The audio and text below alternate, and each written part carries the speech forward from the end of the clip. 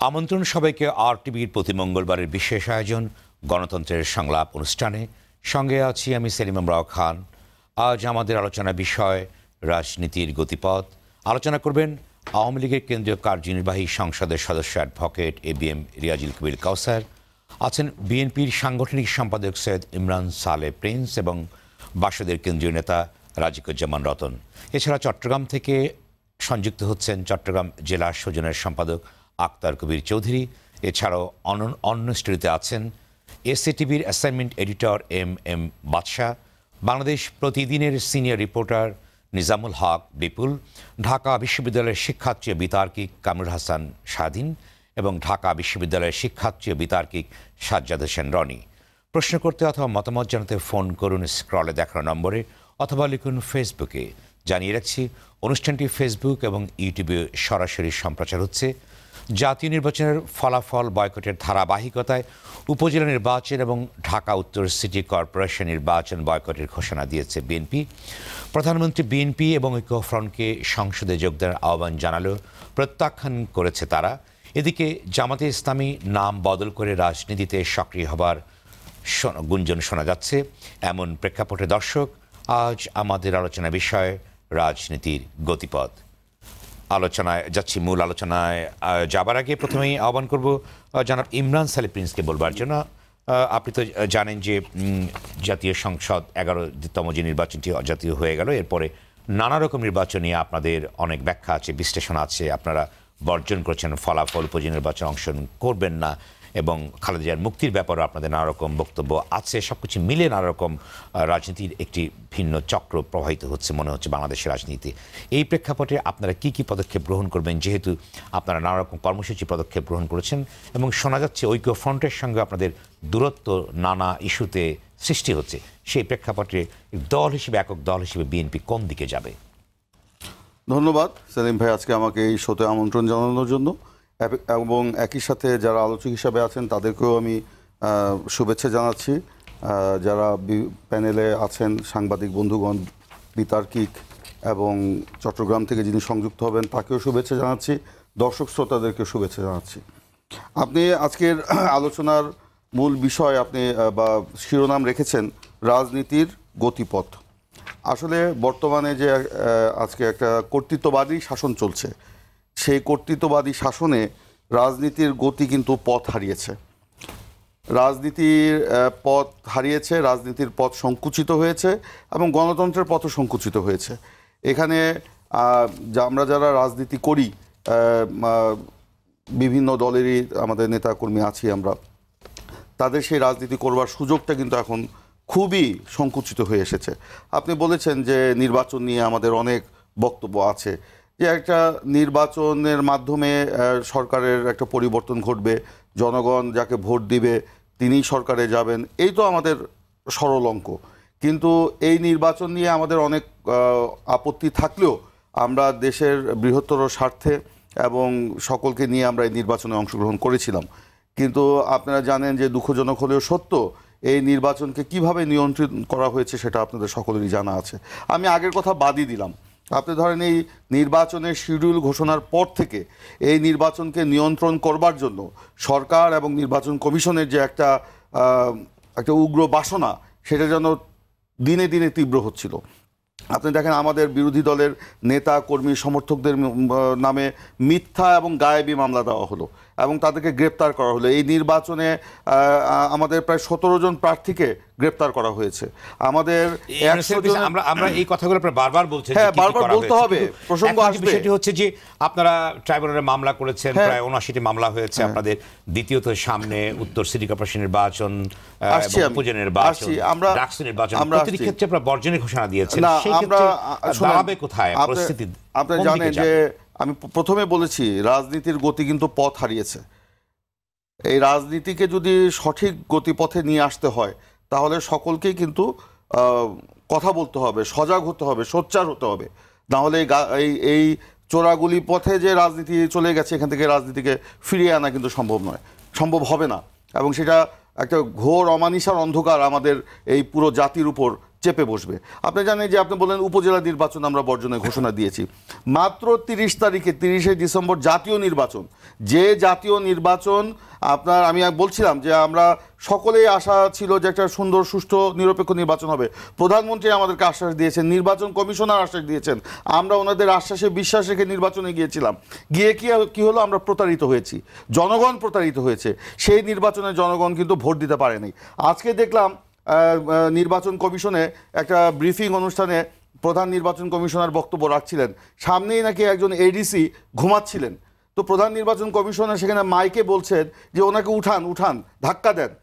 ওনাকে নয় ধাক্কা দিয়ে উঠালেন, কিন্তু প্রধান নির্বাচন কমিশনার জেগেও যে ঘুমাচ্ছেন, ওনাকে জাগাবে কে?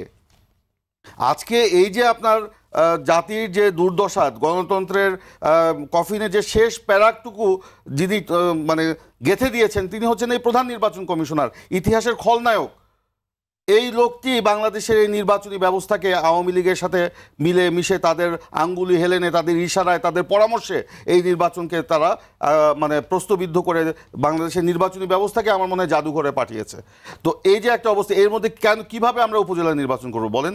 আজকে ঠিক আছে, আমরা নয় উপজেলা নির্বাচন করলাম না, নির্বাচনী বয়কট করেন, তাহলে আপনারা কি করবেনটা কি? হ্যাঁ, আমাদের মূল বিষয় দাবি হচ্ছে এই যে 30 তারিখে যে জাতীয় নির্বাচন, যেটা প্রহসনের নির্বাচন হয়েছে, এবং যদি আমি দি ইকোনমিস্টের ভাষায় বলি যে একটা স্বচ্ছ প্রতারণামূলক নির্বাচন, সেই স্বচ্ছ প্রতারণামূলক নির্বাচনকে বাতিল করে একটি নিরপেক্ষ সরকারের অধীনে নতুন নির্বাচন দিতে হবে। আপনারা মামলাও করেছেন, সেক্ষেত্রে অবশ্যই আমরা যেখানে যেখানে সুযোগ পাচ্ছি, যেখানে যেখানে যা সুযোগ থাকবে সেগুলি আমরা ব্যবহার করব। আমরা মামলা করেছি, আমরা প্রমাণ করে দিব এই যে এই নির্বাচন আপনার কিভাবে প্রতারণামূলক হয়েছে, কিভাবে ভোট ডাকাতি হয়েছে, এবং এই মামলার কারণে এই সরকার পঙ্গু হয়ে যাবে। আমি ধন্যবাদ। আবার আসবে আপনার কাছে অ্যাডভোকেট এবিএম রিয়াজুল কবির কাউসার। আপনি বলুন যে উপনির্বাচন প্রক্রিয়া শুরু হয়েছে, পঞ্চম ধাপ পর্যন্ত হবে, এবং বিএনপি স্পষ্টতই জানিয়ে দিয়েছে তারা নির্বাচনে অংশগ্রহণ করবে না, সিটি কর্পোরেশন নির্বাচনে তারা যাচ্ছে না, সামনে ডাকসু নির্বাচন।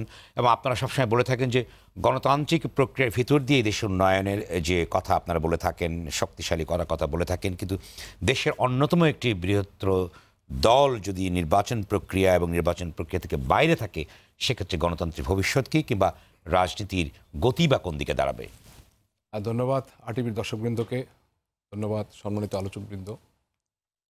আমি প্রথমে প্রিন্স ভাইয়ের একটা কথা বলতে চাই। আসলে এই দেশের গণতন্ত্র নির্বাচন পথ হারায় নাই, বিএনপি তার রাজনীতিকে পথ হারিয়েছে। কারণ এই জন্য তো আপনারা মিডনাইট নির্বাচন করছেন। আমি সরাসরি বলতে চাই, আপনি নির্বাচনে অনেকগুলি কথা বলেছেন।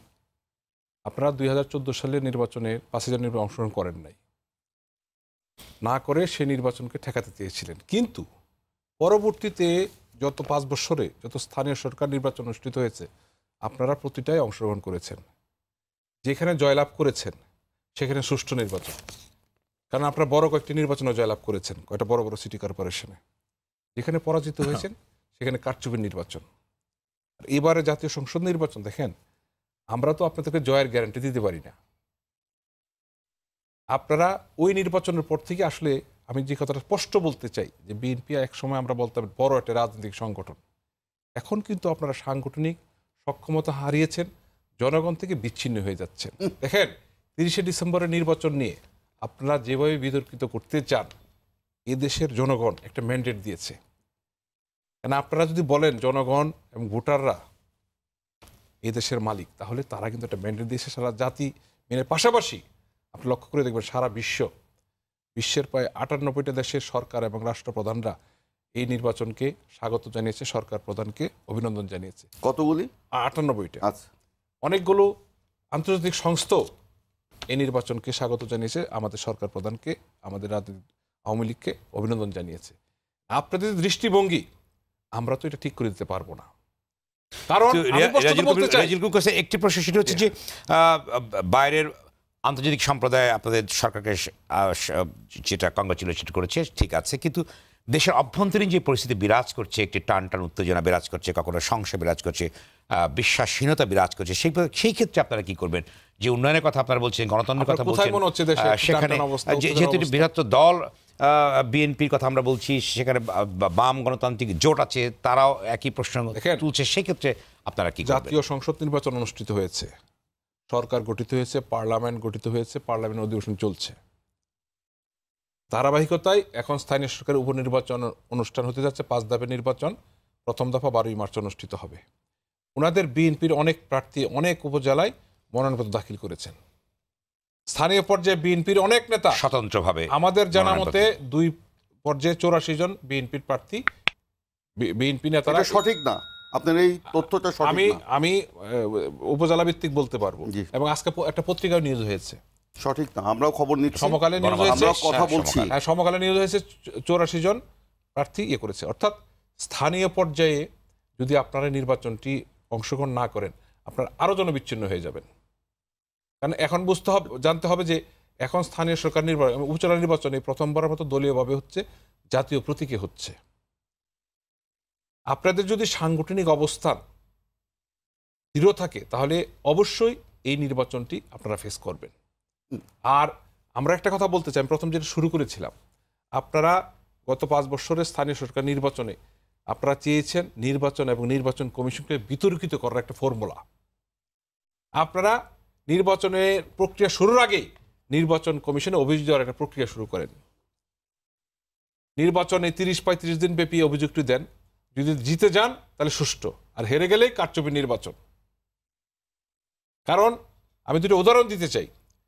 কুমিল্লার যে নির্বাচন সারাদিন দেখিয়েছেন আপনারা কারচুপি নির্বাচন, ব্রিফিং করেছেন, নির্বাচন সুষ্ঠু হয় নাই, নির্বাচন মানি না, সন্ধ্যাবেলা বিজয়ী হয়েছে। সিলেট সিটি কর্পোরেশন নির্বাচন প্রার্থী বলেছেন আমি যদি জয়ী হই আমি নির্বাচন মেনে নেব না, বাম গণতান্ত্রিক জোট মেনে নিয়েছেন। কৌসার যেটি বাম গণতান্ত্রিক জোট কিন্তু এ নিয়ে প্রশ্ন তুলেছে, সেক্ষেত্রে কি আমরা যদি বলতে চাই, দেখেন বিএনপির ব্যর্থতাটা এখন ইলেকশন কমিশনের উপর, আমাদের সরকারের উপর, আমার দলের উপর চাপাতে যাচ্ছেন। ওনারা কি বলতে পারবেন এই নির্বাচন, একাদশ জাতীয় সংসদ নির্বাচন, ওনারা নেতা নির্বাচন করতে পেরেছেন? পারেন নাই। ওনারা এই নির্বাচনে স্বাধীনতার পরাজিত শক্তি যাদের বিচার হয়েছে, সাজাপ্রাপ্তদের সাজা কার্যকর হয়েছে, তাদের সন্তানকে মনোনয়ন দিয়েছেন। এই ডিসেম্বরের নির্বাচন এই দেশের মানুষ স্বাধীনতার পরাজিত শক্তিদেরকে আবার সংসদে দেখতে চায়। এই ডিসেম্বর স্বাধীনতার 48তম বার্ষিকীতে। তারপর আপনারা তো জানেন এই নির্বাচনে ওনাদের বিদেশে অবস্থানরত ভাইস চেয়ারম্যান যে মনোনয়ন বাণিজ্য করেছেন, এটা দেশের সবাই জানেন, ওনার নেতারা প্রকাশ্যে এগুলি বলেছেন। আসলে আমরা কি জানেন, আমাদের জনগণের রায় মেনে নিতে হবে, জনগণের কাছে যেতে হবে। আমরা মনে করি জননেত্রী শেখ হাসিনার নেতৃত্বে বিশ্বে বাংলাদেশ একটি উন্নয়নের রুট মডেল, এবং গত 10 বছরে জননেত্রী শেখ হাসিনার নেতৃত্বে বাংলাদেশে যে কাজ হয়েছে সেটার প্রতিফলন এই নির্বাচনে হয়েছে। আবারও একটা গণরায় আমরা পেয়েছি, আবারও আসবো উন্নয়নের ধারাবাহিকতা বজায় রাখার জন্য। রাজীব কৌসার, আবার আপনার কাছে আমি আসবো। রাজিকুজ্জামান রতন, আপনি বলুন যে রাজনীতি কোন পথে, যেখানে অভিযোগ আছে, পাল্টা অভিযোগ আছে, বিএনপি আওয়ামী লীগের পাল্টা বলে অভিযোগ আছে, তারা বলছে গণতান্ত্রিক সঠিক পথেই আছে, তারা বলছে পথ হারিয়েছেন। আপনি কি বলবেন? যদিও নির্বাচনে আপনাদের অনেক প্রশ্ন আছে, আপনারা গণশুনানি করেছেন, আপনাদেরও নানা রকম ব্যাখ্যা বিশ্লেষণ আছে, এখন কি বলবেন? রাজনীতি এখন ফ্যাসিবাদের পথে, কারণ কর্তৃত্ববাদী শাসন এতটা প্রবল হয়ে উঠেছে যে বিরুদ্ধ মত প্রকাশের ক্ষেত্রে যেমন ভয় পায়, তেমনি প্রকাশের কোনো সুযোগটাও আর থাকছে না। এর একটা বড় দুঃখজনক পরিণতি আমরা দেখেছি যে আমাদের মূল্যবোধের কতখানি অবক্ষয় ঘটে গেল। জনগণ ম্যান্ডেট দিয়েছে কিনা জানি না, তবে জনগণ ম্যান্ডেট পেয়েছে যে আগামী 5 বছর আমরাই ক্ষমতায় থাকবো, এইরকম একটা ম্যান্ডেট। হ্যাঁ, এটা জনগণ কতটুকু দিয়েছে জানি না, তবে যারা নিয়েছেন তারা খুব জোরের সঙ্গে এটা বলছেন এবং প্রতিদিন বলছেন, এবং বলতে বলতে এটা প্রায় স্থায়ী করে দিয়েছেন। বাইরের অনেক দেশ এটাকে সমর্থন দিয়েছেন। আপনারা জানেন যে ভেনেজুয়েলাতে কি ঘটনা ঘটছে। ভেনেজুয়েলাতে একজন বলছেন যে তিনি নির্বাচন করে তিনি নির্বাচিত হয়েছেন, সাথে সাথে প্রায় 70টা দেশ তাকে সমর্থন দিয়ে বসেছে, কারণ সে কিন্তু নির্বাচনটা যে কোথায় হয়েছে কেউ জানে না।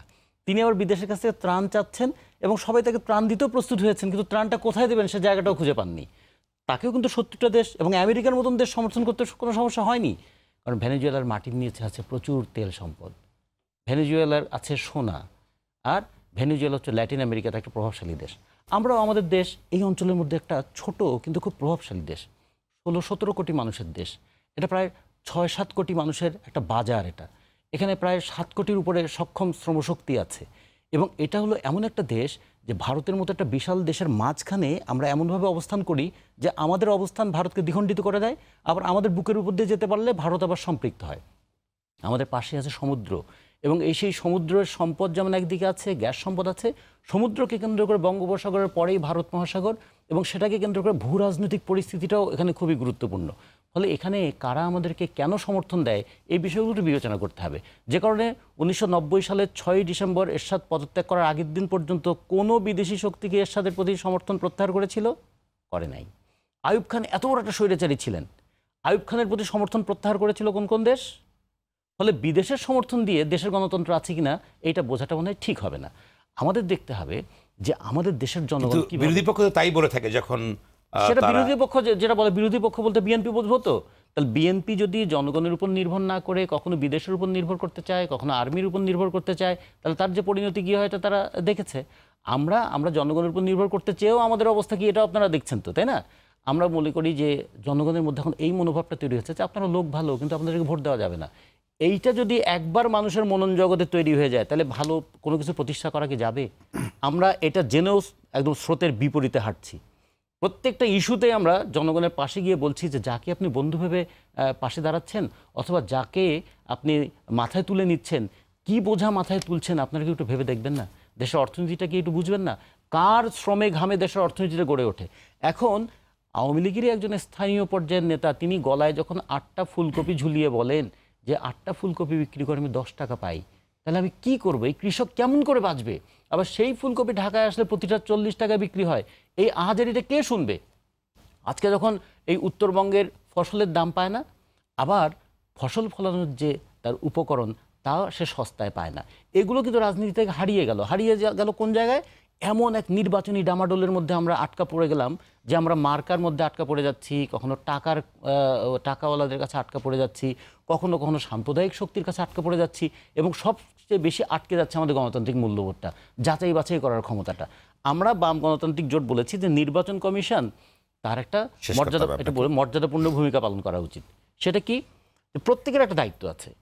সরকারের সহযোগিতা ছাড়া নির্বাচন কমিশন অসহায়, এটা আমরা বুঝি, কিন্তু নির্বাচন কমিশন তো পিছনে হাত দিয়ে বুঝতে পারবে তার একটা মেরুদণ্ড আছে, সেটা কি সোজা করে বলতে পারে না? নির্বাচন কমিশন যখন বলে 30 তারিখের নির্বাচন যেমন সুষ্ঠু এবং অবাধ হয়েছে, আগামী নির্বাচনগুলো তেমনি সুষ্ঠু এবং অবাধ হবে, তখন নির্লজ্জতা বলি আর নির্বাচন কমিশনের এই যে মানে বলবো যে মেরুদণ্ডহীনতা, এটার উপর নির্ভর করে মানুষ কিন্তু নির্বাচনের প্রতি সে ভরসাটা হারিয়ে ফেলে। আমরা এই জন্য মনে করি গায়ের জোরে তো অনেকদিন টিকে থাকা যাবে, কিন্তু টিকে থাকা মানেই কিন্তু গণতান্ত্রিক পরিস্থিতির উন্নতি হওয়া নয়। ফলে রাজনীতিটা কোন পথে যদি বলি, তাহলে ক্রমাগত ক্ষমতাসীনদের ক্ষমতা কুক্ষিগত করার পথেই রাজনীতি যাচ্ছে। ধন্যবাদ। আবার করতে হচ্ছে রতন ভাই, আপনি যে কথাগুলি বললেন, আপনি 2-4-5 হাজার লোক জড়ো করে এই কথাগুলো আমি জানি না বলতে পারবেন কিনা। আমাদের সেই ক্ষমতা নেই, আপনাদের তো লক্ষ লক্ষ মানুষের জমা ক্ষমতা আছে, আপনারাও বলেন, লক্ষাধিক মানুষ যাচাই করবে, কথা আপনি বলেন নাই না সরকারকে, আপনি এমন কোন টার্ম নাই বলেন, সেটাই জনগণ সেটা যাচাই করে দেখুক। শব্দ আপনি প্রয়োগ করেছেন, সত্যি কথা হলে বলবেন না কেন? সবকিছু শব্দ প্রয়োগ করেছেন, আপনি সত্যি কথা হলে বলবেন না কেন? আমাদেরকে আপনি ফেসিবাদ বলবেন না? অবশ্যই ফেসিবাদের চরম পর্যায়ে পৌঁছেছেন আপনারা। আমি আবারও আসবো, ফেসিবাদের চরম পর্যায়ে পৌঁছেছেন আপনারা। আমার কথাটা আমি বললাম, আমার কথাটা আমি দায়িত্ব নিয়ে বললাম, তাই না? আবারও আসবো আপনাদের কাছে। আমি দায়িত্ব নিয়ে বললাম, জনগণ যাচাই করে দেখবে, আমাদের ব্যাপারে আমাদের কোনো দ্বিধা নাই। হ্যাঁ, চট্টগ্রাম থেকে আমাদের সাথে সংযুক্ত আছেন আক্তার কবির চৌধুরী, সম্পাদক সুজন চট্টগ্রাম জেলা। জনাব আক্তার কবির চৌধুরী, আপনি কি বলবেন? আপনারা বাংলাদেশের গণতান্ত্রিক প্রক্রিয়া সবসময় কথা বলে থাকেন, নির্বাচন প্রসেস নিয়ে সবসময় কথা বলে থাকেন, এই নির্বাচন নিয়ে আপনারা বিভিন্ন ধরনের কথা বলে আছেন। এখন বাংলাদেশের রাজনীতির গতি কম দিকে, এবং নির্বাচন প্রক্রিয়া নিয়ে আপনাদের কি বক্তব্য আছে বা কি ভাবছেন আপনারা? ধন্যবাদ আপনাকে। নির্বাচনের অবস্থাটা বুঝেই রাজনৈতিক গতিপথটা সহজেই অনুমান করা যায়। উপজেলা হচ্ছে একটা বিশাল জনপদের, তাদের স্বাস্থ্য, শিক্ষা, উন্নয়ন, সার্বিকভাবে পুরো অঞ্চলের যে দায়িত্বে যারা স্থানীয় সরকার থাকে, সে স্থানীয় সরকার প্রধান হবেন উপজেলা চেয়ারম্যান। সেরকম একটি গুরুত্বপূর্ণ নির্বাচনে যখন মানুষের মধ্যে কোনো উত্তাপ নেই, আগ্রহ নেই, উৎসাহ নেই, উদ্দীপনা নেই, সেই ক্ষেত্রে বোঝা যায় যে রাজনীতির গতিপথ কোন দিকে যাচ্ছে। এবং উপজেলা চেয়ারম্যান এত বড় একটা গুরুত্বপূর্ণ পদে আছেন, অথচ তিনি কিন্তু স্বাধীন কিংবা তিনি নিজে কোনো কর্মক্ষম কিনা, সক্ষমতা অর্জন করেছেন কিনা, সেই বিষয়টা আমরা ভেবে দেখি না। তিনি কখনো সাংসদের অধীন, কখনো আমলাদের অধীন, এবং সেই বিষয়টা অনেক ক্ষেত্রে আরেকটা ক্ষেত্রে সাংঘর্ষিক বিষয়টা, সেটা হচ্ছে আপনি কোনো উপজেলা নির্বাচনের মধ্য দিয়ে যে নির্বাচিত চেয়ারম্যান, তিনি যদি কোনো মামলার আসামি হন এবং সেই মামলায় যদি কোনো অভিযোগপত্র দাখিল হয়, সেই ক্ষেত্রে তার কিন্তু তিনি সাসপেন্ডেড হয়ে যান। অথচ সাংসদরা যতদিন পর্যন্ত আপিল নিষ্পত্তি না হবে, শাস্তি হওয়ার পরও তারা কিন্তু পার্লামেন্টে থাকেন। সেই ক্ষেত্রে আমরা মোহাজ্জল হোসেন মায়া কিংবা মহা আলমগীরের বিষয়টা দেখি। জনাব চৌধুরী একটি প্রশ্ন যেটি হচ্ছে যে আপনি স্থানীয় সরকারের নানা রকম বিষয়ে আলোচনা করছেন, কিন্তু বিএনপি না যাওয়ার ঘোষণা দিয়েছে, এই বিষয়ে আপনি কি বলবেন? যেখানে স্থানীয় ঐক্য ফ্রন্ট না যাওয়ার ঘোষণা দিয়েছে, কিন্তু গণতান্ত্রিক প্রক্রিয়ায় একটি স্থানীয় পর্যায়ে নির্বাচন অত্যন্ত গুরুত্বপূর্ণ, সেই ক্ষেত্রে আপনি কি বলবেন যে বিএনপি অংশ নিচ্ছে না বা অন্যরা অংশ নিচ্ছে না, সেক্ষেত্রে আপনি কি বলবেন? হ্যাঁ, সেক্ষেত্রে আমি বলবো যে বিগত কিছুদিন পূর্বে যে নির্বাচনটি হয়েছে সেটাকে আপাত দলীয় অংশগ্রহণমূলক নির্বাচন বলা যাবে, কিন্তু সেই নির্বাচনটি গ্রহণযোগ্য হয়েছে কিনা, সুষ্ঠু নিরপেক্ষ হয়েছে কিনা, যেহেতু জনগণের মধ্যে দীর্ঘকাল একটি প্রশ্ন থেকে যাবে আছে, ফলশ্রুতিতে এবং নির্বাচন কমিশন যখন বলে, আমি জনাব রাজিকুজ্জামান কথাটাই পুনরাবৃত্তি করতে চাই, যে নির্বাচন কমিশন যখন বলে গত নির্বাচন যেভাবে সুষ্ঠু হয়েছে এই নির্বাচনও সুষ্ঠু হবে, তখন তো এই টোটাল নির্বাচনী বিষয়টাকে তামাশায় রূপান্তরিত করেছে। কারণ নির্বাচন কমিশন সম্পূর্ণরূপে আস্থা হারিয়েছে। সেটা কিন্তু আমাদের দেশের জন্য, জাতির জন্য, গণতন্ত্রের জন্য, সুশাসনের জন্য খুবই দুঃখজনক বিষয়। নির্বাচনে অংশ না নেওয়াটাকে আপনি কিভাবে দেখছেন? যে তারা নির্বাচনে অংশ নিবে না, সেই বিষয়টিকে আপনি কিভাবে দেখবেন জনাব চৌধুরী? সে না নেওয়াটাকে শুধুমাত্র এককভাবে দায়ী করার ব্যাপার নয়, সেই নেওয়াটার জন্য যে কাজটা করা উচিত ছিল নির্বাচন কমিশনের, বিশেষ করে দলীয় সরকারের অধীনে যখন নির্বাচন হয় এবং মার্কা নিয়ে যখন নির্বাচন হয়, সেখানে সরকারের রাজনৈতিক সদিচ্ছাটা খুব গুরুত্বপূর্ণ ছিল এবং নির্বাচন কমিশন যদি নিরপেক্ষতার জায়গাটা ন্যূনতম রাখতে পারতেন, তাইলে তাদেরকে দায়ী করা যেত যে নির্বাচন এখানে ওনারা অংশগ্রহণ করছেন না। কারণ রাজনীতি করবেন, নির্বাচন অংশগ্রহণ করবেন না, সেটা তো হতে পারে না। এবং জনগণ তার প্রতিনিধি নির্বাচন করবেন শাসন করার জন্য, দায়িত্ব পালন করার জন্য নির্বাচনের মধ্য দিয়ে।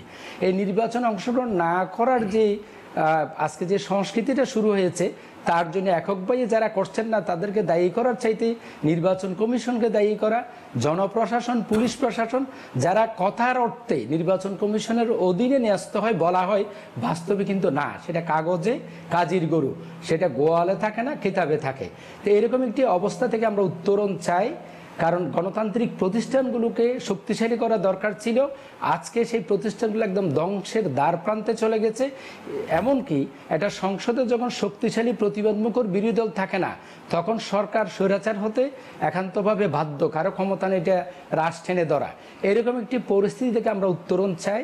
আর এটা স্বাধীন দেশে আমরা আমাদের বাক স্বাধীনতা চাই, মানুষ ভোটের অধিকার চাই এবং কাজের অধিকার চাই, শিক্ষার অধিকার চাই। সেই বিষয়গুলো বর্তমানে একেবারে অনুপস্থিত হয়ে যাচ্ছে মনে হচ্ছে, সেটা খুব দুঃখজনক। এইরকম চলতে থাকলে ভবিষ্যতে একটা নৈরাজ্যকর পরিস্থিতির সৃষ্টি হতে পারে।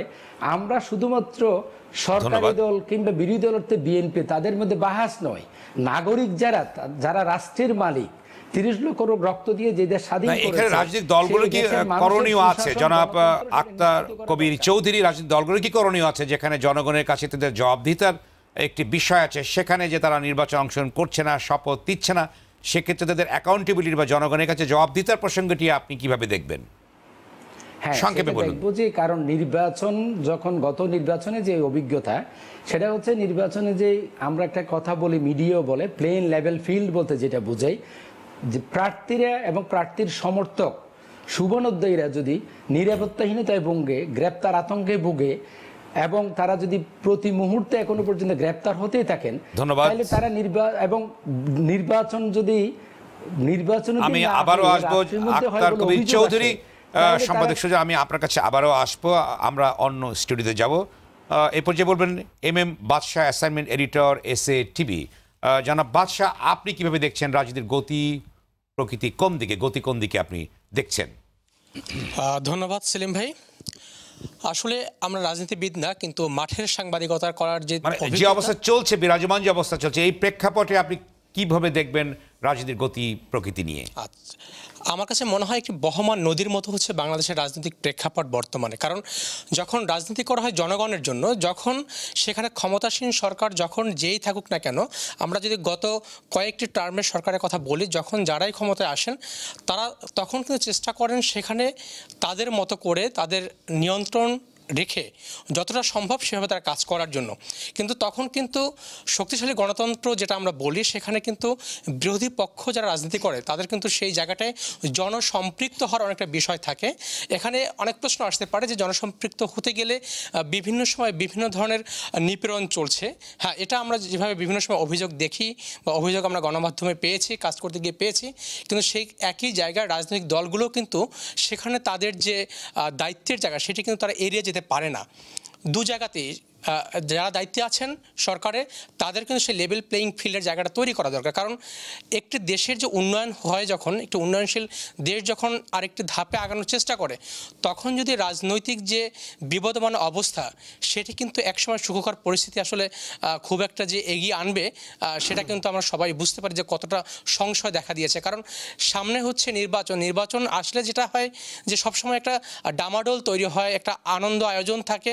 এবারে যে সামনে নির্বাচনের যে একটি বাতাস চলছে সেখানে কিন্তু সেটি আমরা দেখছি না দেখার পেছনে আমার অবজারভেশন আমি বলছি, এখানে যদি আমরা বলি ডাকসু নির্বাচন হচ্ছে, এখানে সিটি কর্পোরেশন নির্বাচন হচ্ছে, উপজেলা পরিষদ নির্বাচনে এখানে বিএনপি, ঐক্যফ্রন্ট কিংবা অন্যান্য রাজনৈতিক দল তারা সেখানে কিন্তু অনেকেই প্রার্থী দিচ্ছেন না।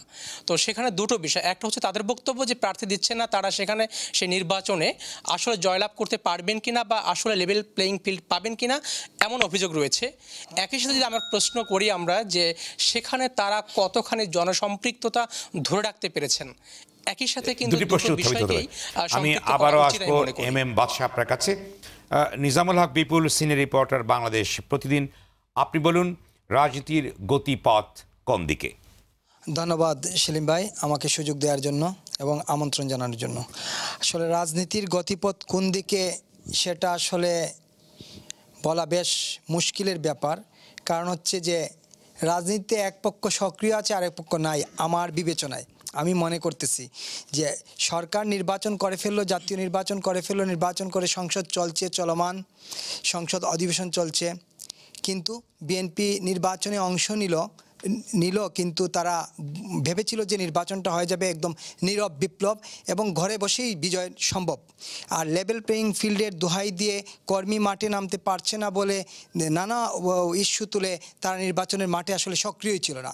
তারা আসলে সরকারের হাতে ছেড়ে দিয়েছিল যে সরকার চলে যাক, ক্ষমতায় যাক। আমার কাছে সেটা মনে হয়েছে। তারা যদি নির্বাচনে থাকতো তাহলে কিন্তু এই যে তাদের 7 জন প্রার্থী বিজয়ী হয়েছেন, যারা বিজয়ী হয়েছেন তারা কিন্তু সবাই নির্বাচনে ছিলেন।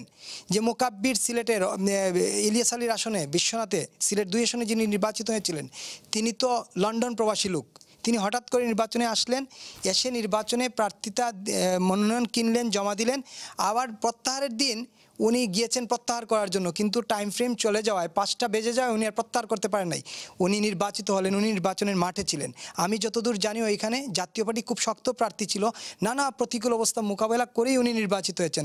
সুলতান মোহাম্মদ মনসুর আহমদ ডাকসুর সাবেক বিপি আওয়ামী লীগের সাবেক নেতা, উনি ঐক্যফ্রন্ট থেকে নির্বাচিত হয়েছেন, সেখানেও উনি নির্বাচনের মাঠে ছিলেন। যেহেতু আমার বাড়ি ওই এলাকায় আমি জানি উনি সক্রিয়ভাবেই মাঠে ছিলেন, বা বিএনপির যে প্রার্থীরা জয়ী হয়েছেন সক্রিয়ভাবে মাঠে ছিলেন। কিন্তু যারা জয়ী হন নাই তারা ভেবেছিলেন যে যারা আমরা নির্বাচন করছি, নির্বাচন তো আমরা নীরব বিপ্লবভাবে আমরা জিতেই যাব। তো ঘটনাটা হচ্ছে একটা বিষয় এখানে উঠে আসছে। রতন ভাই বলছিলেন যে ফেসিবাদ, সরকার ফেসিবাদ হয়ে যাচ্ছে। আমি একটা কথা বলি, ফেসিবাদ হচ্ছে কিনা এখনই বলা যাবে না। আসলে সময় আরও যাবে, সময় আরও যেতে হবে, গেলে হয়তো আমরা বুঝতে পারবো আসলে সরকার কতটা ফেসিবাদ হচ্ছে। আরেকটা বিষয় যে উপজেলা নির্বাচনের বিষয়, উত্তর সিটি কর্পোরেশন নির্বাচনের বিষয়, ডাকসু নির্বাচন, সেখানে নির্বাচন আসলে একতরফা হচ্ছে, বিএনপি মাঠে নাই। বিএনপি আসলে আমার কাছে মনে হচ্ছে সব ছেড়ে দিচ্ছে যে আমরা আর মাঠে যাব না। ধন্যবাদ নিজামুল হক বিপুল। আবারও আসবো আপনাদের কাছে। আমাদের আরও 2 জন অনুষ্ঠিত আলোচক আছেন, সেটি হচ্ছেন শিক্ষার্থী বিতার্কী ঢাকা বিশ্ববিদ্যালয়ের কামরুল হাসান শাহিদিন এবং সাজ্জাদ হোসেন রনি, শিক্ষার্থী বিতার্কী ঢাকা বিশ্ববিদ্যালয়। আপনাদের কাছে আমি আসবো একটি বিরতির পরে। দর্শক, গণতন্ত্রের সংলাপে নিচ্ছি ছোট্ট বিরতি, ফিরছি শীঘ্রই, সঙ্গেই থাকুন।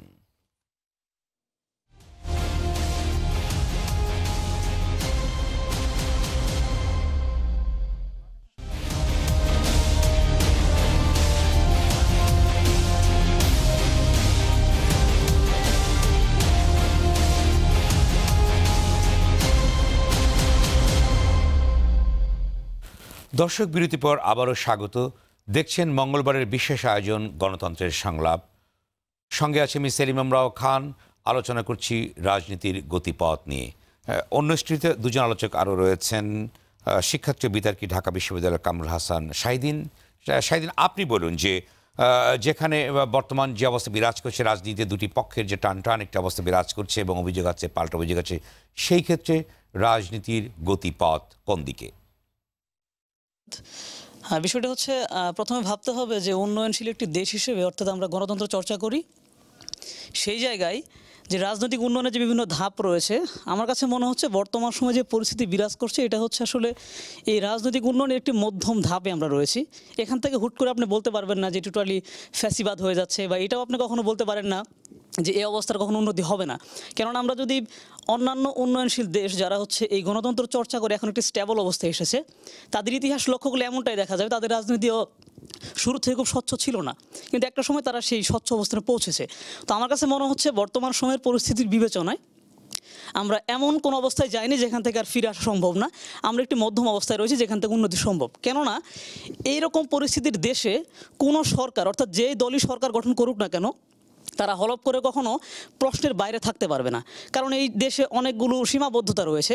সেখানে হচ্ছে জনগণের অসন্তোষ থাকবেই, রাজনৈতিক দল, সেখানে অন্যান্য দল অসন্তোষ থাকবে। এবং কি এই দেশের সবচেয়ে বড় একটি বৈশিষ্ট্য হচ্ছে যেই দলই ক্ষমতায় যাক না কেন, অর্থাৎ রাজনৈতিক দলগুলো তারা চায় যে অন্য যে রাজনৈতিক দল রয়েছে তাদেরকে দমিয়ে রাখার জন্য।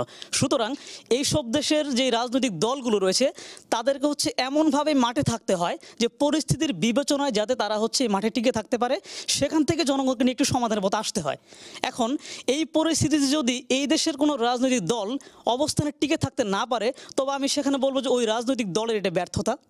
কেননা এখানে আপনি ইউরোপের কোনো পরিবেশ পাবেন না যেখানে হচ্ছে একদম গুড গভর্নেন্স ক্রিয়েট হয়ে গিয়েছে। এখানে আপনার এই পরিস্থিতিতেই টিকে থাকতে হবে। এখন এই পরিস্থিতিতে সবচেয়ে বড় প্রশ্ন, অন্যান্য যেসব দল ক্ষমতার বাইরে রয়েছে তারা যদি আজকে ক্ষমতায় থাকতো, তারা এই বিষয়টার চর্চা করতো কিনা, এটি হচ্ছে সবচেয়ে বড় প্রশ্ন। যদি এমনটি না হয় তাহলে বলা যেতে পারতো হ্যাঁ, আপনারা যদি এখানে গুড গভর্নেন্স এনশিওর করতে পারেন, বর্তমান সরকার কেন নয়। তবে সবচেয়ে বড় কথা, যেহেতু প্রত্যেকটা রাজনৈতিক দলেরই ঠিক এক ধরনেরই টেন্ডেন্সি রয়েছে, সুতরাং আমি মনে করব যে বর্তমান যে সময়টা রয়েছে এই সময়টি ওই রাজনৈতিক উন্নয়নের একটি ধারায় রয়েছে। আমরা এই ধারা থেকে আমরা অবশ্যই অদূর ভবিষ্যতে একটি উন্নয়নের পর্যায়ে চলে যাব, যেখান থেকে আমরা গণতন্ত্র পর্যায়ে। কেননা বর্তমান সময়ে আমাদের প্রধান কনসেন্ট্রেশন হচ্ছে উন্নয়ন হচ্ছে কিনা এটি আপনাকে দেখতে হবে। যদি উন্নয়নটি না হয় তবে জনগণ এমনিই তো। কিন্তু একটি প্রশ্ন শাহিদিন, ছোট্ট একটি প্রশ্ন করি। আপনি তো জানেন যে ডেমোক্রেটিক গভর্নেন্সের জন্য নির্বাচন একটি জরুরি অনুষঙ্গ। সেক্ষেত্রে আপনি কি বলবেন এখানে উন্নয়ন প্রক্রিয়াকে? জি, ডেমোক্রেটিক গভর্নেন্সের জন্য নির্বাচন একটি গুরুত্বপূর্ণ অনুষঙ্গ, সেক্ষেত্রে আপনি কি বলবেন? আপনি হচ্ছে নির্বাচন গুরুত্বপূর্ণ অনুষঙ্গ, কিন্তু সবচেয়ে বড় প্রশ্ন হচ্ছে আপনি যাদেরকে নির্বাচনের ক্ষমতাটি দিচ্ছেন, অর্থাৎ ভোটাধিকারটি দিচ্ছেন, সেই সব মানুষের কি বলবো, আপনি তারা যে নিউট্রালি একটি ভালো জায়গায় ভোট দিবে সেটি আপনি এনশিওর করতে পারছেন কিনা।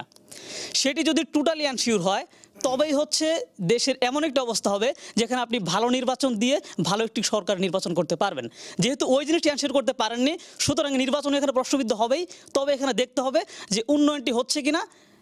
সর্বশেষ কথা যে আমরা হচ্ছে এই রাজনৈতিক উন্নয়নের একটি পর্যায়ে রয়েছি, এখান থেকে অবশ্যই আমরা অদূর ভবিষ্যতে ভালো অবস্থা। ধন্যবাদ শাহিদিন, ধন্যবাদ আপনাকে। শিক্ষার্থী বিতার্কী ঢাকা বিশ্ববিদ্যালয়ের সাজ্জাদ হোসেন রনি, আপনি কি বলবেন? যেখানে কামরুল হাসান বলেছেন যে বাংলাদেশের মতো দেশে এ ধরনের ঘটনা ঘটে থাকে এবং যারা ভোট দিবেন তারা যোগ্য কিনা সে প্রসঙ্গ উত্থাপন করেছিলেন। আপনি কি বলবেন বাংলাদেশের রাজনীতি নিয়ে আপনার কি বক্তব্য আছে? বাংলাদেশের রাজনীতি নিয়ে যদি আমি বলতে চাই, তাহলে আমরা যেই গত দুটি নির্বাচন দেখেছি, যদি আমরা ধরি যে 14 সালের নির্বাচনটি বাংলাদেশের একটি মধ্যরাতের মতো একটি অবস্থা ছিল, আর 18 সালের নির্বাচনটি অনেকটা এরকমই, কিন্তু বর্তমানে 19 সালে এসে বাংলাদেশের যে অবস্থানটি রয়েছে সেটি অনেকটা উষালগ্নের মতো। মানে আপনি যদি খেয়াল করেন যে ঐক্যফ্রন্টের দলটি রয়েছে সেটি তারা অনেকটি চেষ্টা করছে, নির্বাচন নিয়ে ট্রাইব্যুনালে মামলা করেছেন এবং গণশুনানির মতো অনেক কাজ করছেন তারা।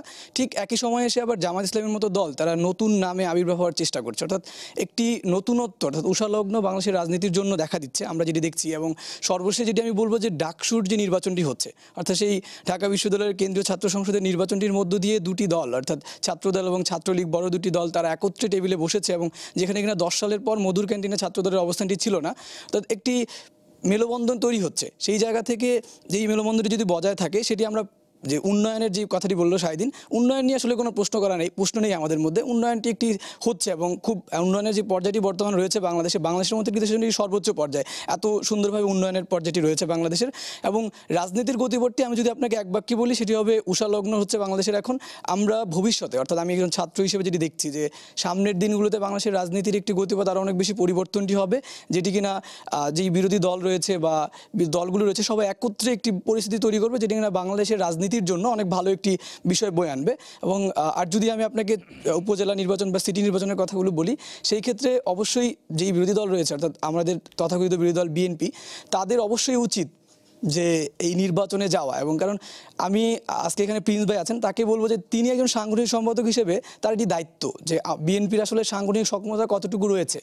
সাংগঠনিক সক্ষমতা তথাকথিত বিরোধী দলটা কেন বললেন, এর ব্যাখ্যাটা কি আছে? এই ব্যাখ্যাটি হচ্ছে যে বাংলাদেশের মানুষের মধ্যে এটি তৈরি হয়ে গেছে যে যদি সরকার দল হয় আওয়ামী লীগ, তাহলে বিরোধী দল বিএনপি, ঠিক আবার যদি বিএনপি সরকার দল হয় তাহলে আওয়ামী লীগ বিরোধী দল। অর্থাৎ এরকম একটি পরিবেশ বাংলাদেশের প্রেক্ষাপটে তৈরি হয়ে যাওয়ার কারণে এটিকে তথাকথিত বিরোধী দল বলা হয় আর কি। তো সেই জায়গা থেকে আমার মনে হয় যে এই উপজেলা নির্বাচনগুলোতে বা ডাকসুর মতো নির্বাচন বা সিটি নির্বাচনে যদি বিএনপি অংশগ্রহণ করলে তাদের এই সাংগঠনিক সক্ষমতা যে দুর্বলতাটি ছিল সেটি তারা বৃদ্ধি করতে পারবে। এবং সেই ক্ষেত্রে তাদের মধ্যে একটি যে সাংগঠনিক সক্ষমতাটি বাড়বে এবং তারা যেই দোহাই দিচ্ছে যে নির্বাচন সুষ্ঠু হচ্ছে না বা নির্বাচনের প্রেক্ষাপটটি এক ধরনের বাজে প্রেক্ষাপট, সেটি থাকবে না এবং তাদের সাংগঠনিক সক্ষমতাটি বাড়বে। এবং আমাদের যে বর্তমান আমরা যে আশঙ্কাটি করি সেটির পরিবর্তনটি ঘটবে এবং বাংলাদেশের উন্নয়নের যে ধারাবাহিকতা রয়েছে সেটি অনেকটা বজায় থাকবে। সাজ্জাদ হোসেন রনি, আবারও আসবো আপনাদের কাছে আমি। রিয়াজুল কবির কাউসার, আপনি কি বলবেন? যেখানে বেশ কয়েকটি প্রশ্ন উত্থাপন করেছেন, বিশেষ করে রাজিকুজ্জামান রতন বলেছেন সরকারের প্যাটার্ন নিয়ে তিনি কথা বলেছেন এবং কয়েকটি প্রশ্ন উত্থাপন করেছেন, আপনি বলতে চেয়েছিলেন, আপনার বক্তব্য দিন। দেখুন, এটা তো স্বীকার করতে হবে, স্বাধীনতার 48 বছরের মধ্যে অন্য যে কোনো সময়ের চেয়ে এখন বাংলাদেশ সরকার স্থিতিশীল অবস্থার মধ্যে যাচ্ছে। 2008 সালের নির্বাচনের পর জননেত্রী শেখ হাসিনার নেতৃত্বে বাংলাদেশ আওয়ামী লীগ রাষ্ট্রীয় ক্ষমতায় আসার পর এই গত 10 বছরে জননেত্রী শেখ হাসিনা প্রতিটা সেক্টরে ধারাবাহিক উন্নয়নের স্থাপন করতে পেরেছেন। দেখেন, আমরা স্বাধীনতার পর জাতির জনক বঙ্গবন্ধু শেখ মুজিবুর রহমান যে স্বপ্নটা দেখেছিলেন, সোনার বাংলা করার স্বপ্ন, আসলে 1975 সালে ওনাকে হত্যা করার পর সেই স্বপ্নটা বাস্তবায়ন হয়নি। ওনারা তো ওনাদের কথা বলবেন, আমি যে কথাটা বলতে চাই, আজকে 2019 সালে বা নির্বাচনের সময় কিন্তু আমরা খুব কষ্ট করে বলতে পেরেছি জননেত্রী শেখ হাসিনার নেতৃত্বে গত 10 বছরে সেই সোনার বাংলা, সাধারণ মানুষ অন্ন, বস্ত্র, বাসস্থান, শিক্ষা, স্বাস্থ্য আমরা নিশ্চিত করতে পেরেছি। পাশাপাশি বাংলাদেশ আজকে একটা ডিজিটাল বাংলাদেশে পা দিয়েছে। দেখুন, রাজনীতির তর্কে আমরা তো অনেক তর্ক করব, কিন্তু এটা তো স্বীকার করবেন যে আজকে বাংলাদেশের প্রায় 5000 ইউনিয়ন পরিষদে একটা ডিজিটাল নেটওয়ার্ক এসছে। সকল কার্যক্রম, জমি হস্তান্তর, জমি রেজিস্ট্রি, চাকরি বাকরি সব এটা ডিজিটাল ফরম্যাটে চলে আসছে। আমরা বাংলাদেশকে এমন একটা স্তরে নিতে পেরেছি। আমাদের ছোট সকল রাজনৈতিক দল অনেক সময় অনেক মিছিল, মিটিং, আন্দোলন করে থাকেন, কিন্তু এটা স্বীকার করতে হবে গত 10 বছর বাংলাদেশ একটি স্থিতিশীল বাংলাদেশ হিসেবে পরিগণিত হয়েছে। অর্থাৎ জননেত্রী শেখ হাসিনা এটা পেরেছেন। ওনারা কথা বলবেন, একজন সাংবাদিক কথাটা বলেছেন, বিএনপি তার রাজনৈতিক সক্ষমতার কারণে, সক্ষমতা নেই বলে বা রাজনৈতিকভাবে সাংগঠনিকভাবে তাদের সারা বাংলাদেশে বিস্তৃতি নেই বলে ওনারা তো মনে করেছিলেন ঘরে বসে থাকবেন, জনগণ ভোট দিয়ে ওনাদেরকে ক্ষমতায় পাঠাবেন। এবং নির্বাচনকে লক্ষ্য করে দেখবেন, ওনারা মনোনয়নপত্র দাখিল করার পর কোন দিন নির্বাচন শুরু করবেন একদিন পরে ডেট দিয়েছেন, 15 তারিখ, 22 তারিখ, 28 তারিখ নির্বাচনের দিন ওরা মাঠে নামবেন। অর্থাৎ জনগণকে, আমি আগেও বলেছি, আসলে তো ওনারা জনগণকে নেতা বলতে পারেন না, যে ওনারা যদি কোনো কারণে রাষ্ট্রীয় ক্ষমতায় যান নেতাকে বলতে পারেন নাই, মানুষকে আশা দেখাতে পারেন না। পাশাপাশি আমরা এক সময় উন্নয়নের স্লোগান দিতাম, আমরা এই করবো, সেই করবো, এই করতে চাই, সেই করতে চাই। এখন কিন্তু আমাদের আমরা স্বপ্নের কথা শুনি, স্বপ্ন কিন্তু এখন দৃশ্যমান। বাংলাদেশের যেদিকে যান, ঢাকা থেকে বেরোলে, হ্যাঁ 1-2 বছর হয়তো লাগবে শেষ করতে, কিন্তু প্রতিটা সেক্টরে, রেললাইন বলেন, আমাদের হাইওয়ে বলেন, কাজগুলি হচ্ছে। আমরা কোনো বক্তৃতা দিচ্ছি না, আমরা বলতেছি আমাদের এই কাজগুলি দৃশ্যমান। এই যে 30শে ডিসেম্বরের নির্বাচন, এই যে জনগণ একটা গণরায় দিয়েছে, কেন স্বাধীনতার পর দেখেছে একমাত্র জননেত্রী শেখ হাসিনা পেরেছেন এই বাংলাদেশকে একটি ধারায় নিতে। আপনি দেখেন, আমি যদি ছোটখাটো বিষয় বলেন, আমাদের মেয়েদের শিক্ষা, আমাদের বয়স্ক ভাতা, বিধবা ভাতা, অর্থাৎ গ্রামের প্রতিটি স্তরে সাধারণ মানুষের যে ছোটখাটো সমস্যা, সেইগুলো জননেত্রী শেখ হাসিনা আমলে নিয়ে এগুলি সমাধান করার চেষ্টা করছে। কিন্তু একটি প্রসঙ্গ আমি উল্লেখ করতে চাই, সেটি হচ্ছে যে সবসময় একটি ডিবেট আমরা লক্ষ্য করেছি যে গণতন্ত্র এবং উন্নয়নের একটি ডিবেট বিভিন্ন দিন দীর্ঘদিন ধরে চলে আসছে, কিন্তু আপনি বলেন একটি বড় ধরনের ডিবেট হারবারে আছে, সেটি হচ্ছে democracy first development letter or development first democracy letter, কোনটা আগে কোনটা পরে, মানে দুটি সমানই আপনি বলবেন বাংলাদেশের জন্য? এই আজকে যদি জাতির জনক বঙ্গবন্ধু শেখ মুজিবুর বেঁচে থাকতেন, এই 48 বছরে কিন্তু আমরা একটা অন্য একটা বাংলাদেশ দেখতাম। এটা তো হয়নি। লক্ষ্য করে দেখবেন 75 সালের পরে যারা রাষ্ট্রীয় ক্ষমতায় এসেছে তারা কিন্তু চেয়েছিল বাংলাদেশ একটা অকার্যকর বাংলাদেশ করতে, কারণ তাদের সরকারের সাথে স্বাধীনতার অনেক পরাজিত শক্তি ছিল। তাদের গাড়িতে পতাকা দেওয়া হয়েছিল, পার্লামেন্টে আনা হয়েছিল বেশ কয়েকটি সরকার, অর্থাৎ বাংলাদেশ যেন একটা বাংলা স্থান হয়, একটা অকার্যকর বাংলাদেশ হয়। এটা কিন্তু স্বীকার করতে হবে, আমরা সেদিকে যাই নাই। আমি আজকে একটা ইয়েতে বলেছিলাম যে দেখেন, আমাদের বাজেট, আপনারা তো জানেন, মনে আছে 80-র দশকে আমাদের যখন বাজেট হতো, প্যারিসে একটা প্যারিস কনসর্টিয়াম হতো, সেখানের বরাদ্দের উপর ডিপেন্ড করতো আমাদের বাজেটের আকার কি হবে। আর এখন যদি আমরা 2008 সালের কথা ধরি, 66,000 কোটি টাকার বাজেট ছিল, সেটা এখন 4,66,000 কোটি বাজেট। পদ্মা সেতুর মতো সেতু, বড় বড় প্রজেক্ট আমরা নিজস্ব অর্থায়নে করছি। আজকে নিজস্ব অর্থায়ন থেকে আমরা বড় বড় কাজ করি। উন্নয়নটি আগে হওয়া দরকার অবশ্যই। দেখেন, উন্নয়নের সাথে উন্নয়নের সাথে গণতন্ত্র জড়িত। আপনি যদি গ্রামের রাস্তাটা পাকা না করেন, তাহলে গণতন্ত্র কিভাবে যাবে? অর্থাৎ আমরা তো বলেছি, আমাদের নির্বাচনের স্লোগান ছিল গ্রাম হবে শহর, অর্থাৎ গ্রামের প্রতিটা মানুষ শহরের সুবিধা পাবে, স্বাদ পাচ্ছে। এমন কোনো ইউনিয়ন নাই এখন আমাদের রাস্তা পাকা হয় না, ওখানে গাড়ি যাচ্ছে না বা রাস্তা ঘাট হচ্ছে না। আপনি দেখেন, বিদ্যুৎ তো আমরা মোটামুটি 82% দিতে পেরেছি। বাংলাদেশে 17 কোটি লোক, 14 কোটি লোকের হাতে মোবাইল ফোন, 6 কোটি লোক ইন্টারনেট সুবিধা নিচ্ছে। অর্থাৎ বাংলাদেশকে আমরা কোথায় নিয়েছি? অর্থাৎ সাধারণ মানুষের ন্যূনতম সুবিধাগুলো আমরা পৌঁছে দেওয়ার চেষ্টা করেছে এই সরকার, এবং এই সরকারের উপর সাধারণ মানুষ আস্থা রেখেছে। আমি তো আগে বলেছি, আমরা এখন স্লোগান দিচ্ছি না, আমরা এখন কাজের বাস্তবায়ন করছি। আমরা মনে করি 30 ডিসেম্বর সেই ফলটা আমরা পেয়েছি, এবং আমরা এবারের ইশতেহারে উনি ঘোষণা দিয়েছেন, আমরা এই 5 বছর সেটা বাস্তবায়ন হলে আমরা নতুন একটি বাংলাদেশ দেখব। কেন এক সময় আমরা ছিলাম একটা দরিদ্র বাংলাদেশ, যারা চেয়েছিল বাংলাদেশকে একটা ক্ষুধার বাংলাদেশ করতে, একটা ভিক্ষুকের বাংলাদেশ করতে। আজকে বাংলাদেশ বিশ্বের অনেকগুলি সেক্টরের প্রতিনিধিত্ব করে। কারণ আজকে আপনারা করে দেখবেন যে বাংলাদেশ আজকে বিশ্বে ফসলের যে জাত প্রথম, গার্মেন্টস সেক্টর আমরা দ্বিতীয়, এই যে বাংলাদেশের নাম আসছে, সবজি উৎপাদনে আমরা তৃতীয়, ধান এবং মাছ উৎপাদনে আমরা চতুর্থ, এবং আলু এবং আম উৎপাদন সপ্তম। এই যে বিষয়গুলো আমরা বিশ্ব বাজারে কিন্তু অবস্থান নিচ্ছি, আমাদের বাংলাদেশ থেকে প্রোডাক্টগুলি যাচ্ছে, সবার অবদান আছে, আমরা স্বীকার করব।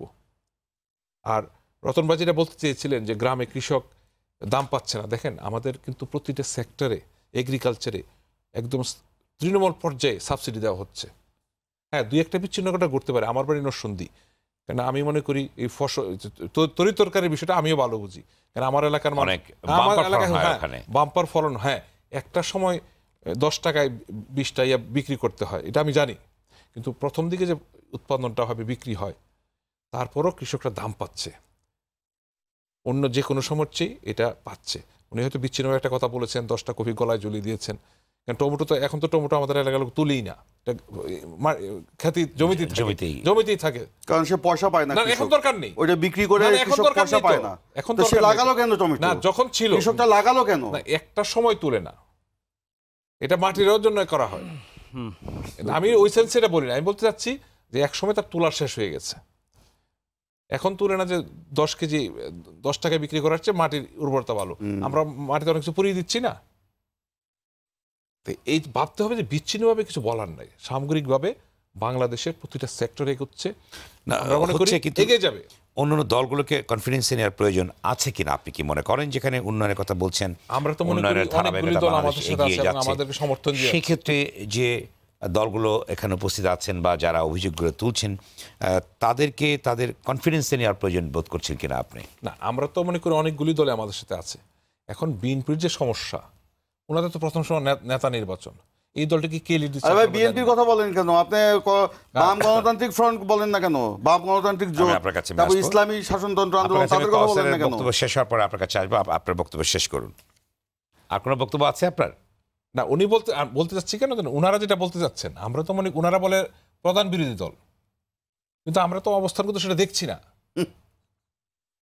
বাংলাদেশে 300 আসনে 500 উপজেলায় আমাদের 5000 ইউনিয়ন, ওনাদের কি সবগুলি, যেমন আমরা গর্ব করে বলতে পারি প্রতিটি ওয়ার্ডে ইউনিয়নে আমাদের সংগঠন বিদ্যমান এবং কাজ করতেছে, তো ওনাদের নেই বলতে ওনাদের আমরা দৃশ্যমান দেখছি না।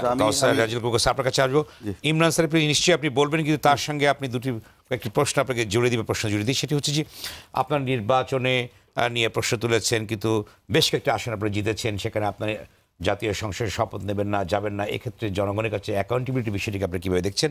অন্য আমাদের যে যারা বিতার্কিক আছেন, নতুন প্রজন্মের সাংবাদিক আছেন, তারা বলেছেন যে আপনার নির্বাচনে অংশগ্রহণ করা না করে আপনারা ক্রমাগতভাবে সাংগঠনিকভাবে জনবিচ্ছিন্ন হয়ে যাচ্ছেন, এই প্রসঙ্গে আপনার কি বক্তব্য? ধন্যবাদ। এখানে আমাদের যে প্রশ্নগুলো এসছে আমি একে একে উত্তর দিব, কিন্তু আমাকে সময়টা দিতে হবে ওনাকে, যেরকম আপনি দিব। এবং যে এখানে এটা আমি যেটা বুঝলাম আলোচনায় যে বলা হচ্ছে যে দেশে এখন উন্নয়ন হচ্ছে, এখানে এই জন্য গণতন্ত্রের দরকার নেই, গণতন্ত্রকে গলা টিপে হত্যা করে বা পায়ের নিচে চাপা রেখে আমি উন্নয়নটা করব। সেই উন্নয়নটা হচ্ছে কিসের উন্নয়ন? এই উন্নয়ন কি জনগণের ভাগ্যের পরিবর্তন ঘটতেছে? আজকে আওয়ামী লীগ ক্ষমতায় আসার আগে বলছিল, আমাকে বলি, আওয়ামী লীগ ক্ষমতায় আসার আগে বলেছিল যে 10 টাকার সে চাউল খাওয়াবে। সেই 10 টাকার চাউল এদেশের মানুষকে 70 টাকায় কিনে খেতে হয়েছে। তারা বলেছিল ঘরে ঘরে চাকরি দিবে, ঘরে ঘরে চাকরি তো নাই, আপনার ঘরে ঘরে বেকারের সৃষ্টি হয়েছে। তারা বলেছিল বিনা পয়সায় সার দিবে। বিএনপি আমলে যে সার ছিল আপনার 300 টাকা, আওয়ামী লীগ আমলে সে সার কিনতে হয়েছে 1100 টাকায়। বিদ্যুতের কথা বলে এখনও, আমি এই যে গত সপ্তাহে আমাদের এলাকা গ্রামে থেকে এসেছি, এখন এই শীতের দিনেও আমরা সেখানে বিদ্যুৎ পাই না, বিদ্যুৎ নাই, দিনের মধ্যে 7 ঘন্টা 8 ঘন্টা করে বিদ্যুৎ থাকে না। তো এই হলো তাদের উন্নয়ন। আর এই যে বড় বড় ফ্লাইওভার করে এটাকে মানুষের চাকচিক্য দেখানো হচ্ছে, এখানে উন্নয়ন হচ্ছে, কিন্তু এই ফ্লাইওভারের বা এই যে মেট্রো রেল এগুলির পেছনে যে কমিশন বাণিজ্য হচ্ছে সেটা কে বলবে? জনগণের ভাগ্যের কিন্তু পরিবর্তন ঘটে না। এখনও দেখবেন ভিক্ষুকের সংখ্যা অনেক। আজকে ওনারা বলছেন যে মানে উন্নয়নের এত জোয়ার ওনারা বয়ে দিয়েছেন, তো এত যদি ওনারা উন্নয়ন করে থাকেন তাহলে নিরপেক্ষ নির্বাচন দিতে তাদের অসুবিধাটা কোথায় ছিল? এত যদি জনগণের ভাগ্যের পরিবর্তন ঘটে তাহলে জনগণই তো এই নিরপেক্ষ নির্বাচনে তাদেরকে ভোট দিয়ে, আমি বলছি এতই যদি উন্নয়ন ঘটে, জনগণ তাদেরকে খুশি মনে, হাসি মনে, মুখের হাসি রেখে তাদের মার্কায় ভোট দিয়ে তাদেরকে বিজয়ী করত। কিন্তু তাদের সেই সৎ সাহস নাই। কেন সৎ সাহস নাই? কারণ এই 10 বছরে তারা এই উন্নয়নের নামে লুটপাট করেছে, উন্নয়নের নামে তারা নিজেদের ভাগ্যের পরিবর্তন ঘটিয়েছে, জনগণের ভাগ্যের পরিবর্তন ঘটায় নেই। এই কারণেই তাদের ওই আস্থাটা জনগণের প্রতি নাই বলেই তারা এই 30শে ডিসেম্বরের মতো এই মানে মিডনাইট নির্বাচন, মধ্যরাতের নির্বাচন করেছে, যে নির্বাচনের মাধ্যমে জনগণের ভোটের অধিকার আবার কেড়ে নেওয়া হয়েছে। আজকে এখানে একজন বিতার্কিক বললেন, আমি বলছি আপনারা কি কোথাও কোনো অভিযোগ প্রতিষ্ঠা করতে পেরেছেন? অভিযোগটা কোথায় করব? নির্বাচন কমিশনে করব? সেখানে তো আপনাদের ছোট জগন্নাথ, আপনাদের পাপেট সেখানে বসা। শুনেন, এই যে প্রধান নির্বাচন, আমাকে বলতে দেন, আপনার কথা বলার সময় আমি বলি, আপনি প্রধান নির্বাচন কমিশনার বললেন যে জাতীয় নির্বাচনের মতোই, মানে 30শে ডিসেম্বরের নির্বাচনের মতোই উপজেলা নির্বাচন সুষ্ঠু হবে, নিরপেক্ষ হবে। এবং গতকালকে উনি বলেছেন এই 30শে ডিসেম্বরের নির্বাচন নাকি রেকর্ডে রাখার মতো নিরপেক্ষ হয়েছে।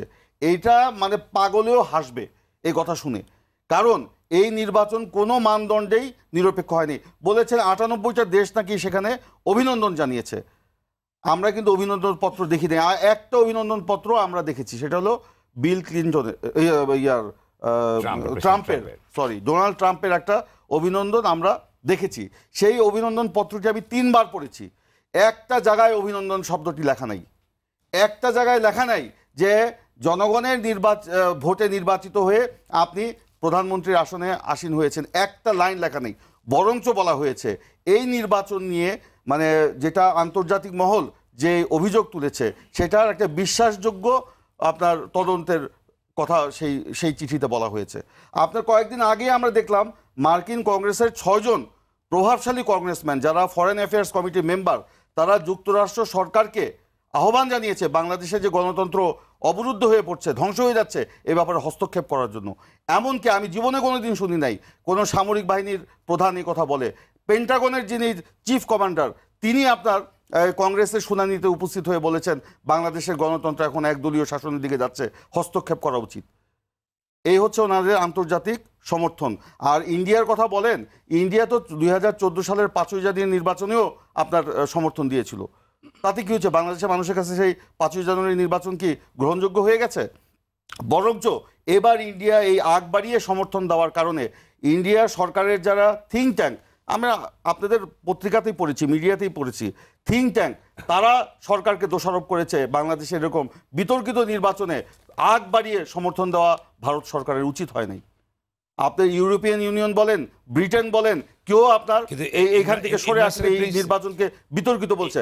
তারপরেও আমি বলছি যে আন্তর্জাতিক মহল কি বললো সেটা আমাদের দেখার বিষয় নয়। সবচেয়ে বড় বিষয় হচ্ছে বাংলাদেশের জনগণের সার্টিফিকেট।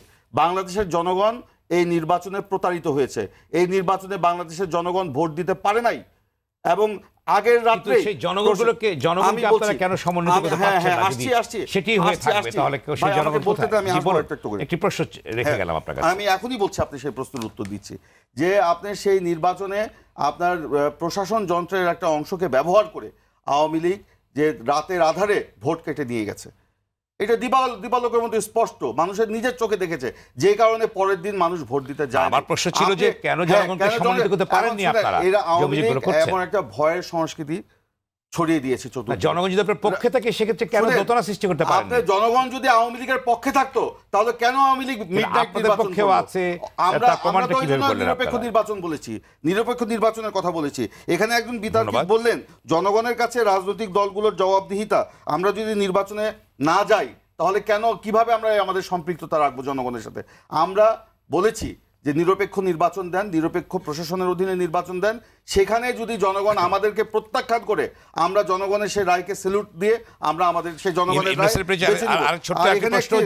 যে কটে আসেন আপনারা জিতেছেন, জনগণ আপনাদের ভোট দিয়ে পাঠিয়েছে সংসদে, সেখানে যাচ্ছেন না, নিচ্ছেন না, সেটা কি জনগণের সঙ্গে বিশ্বাসভঙ্গ হচ্ছে কিনা? মানে তথাকথিত বিরোধী দল, আসলে উনি এটা বলতে কি বুঝিয়েছেন আমি নিজেও কিন্তু বুঝি নাই, আপনি বুঝেছেন কিনা জানি না।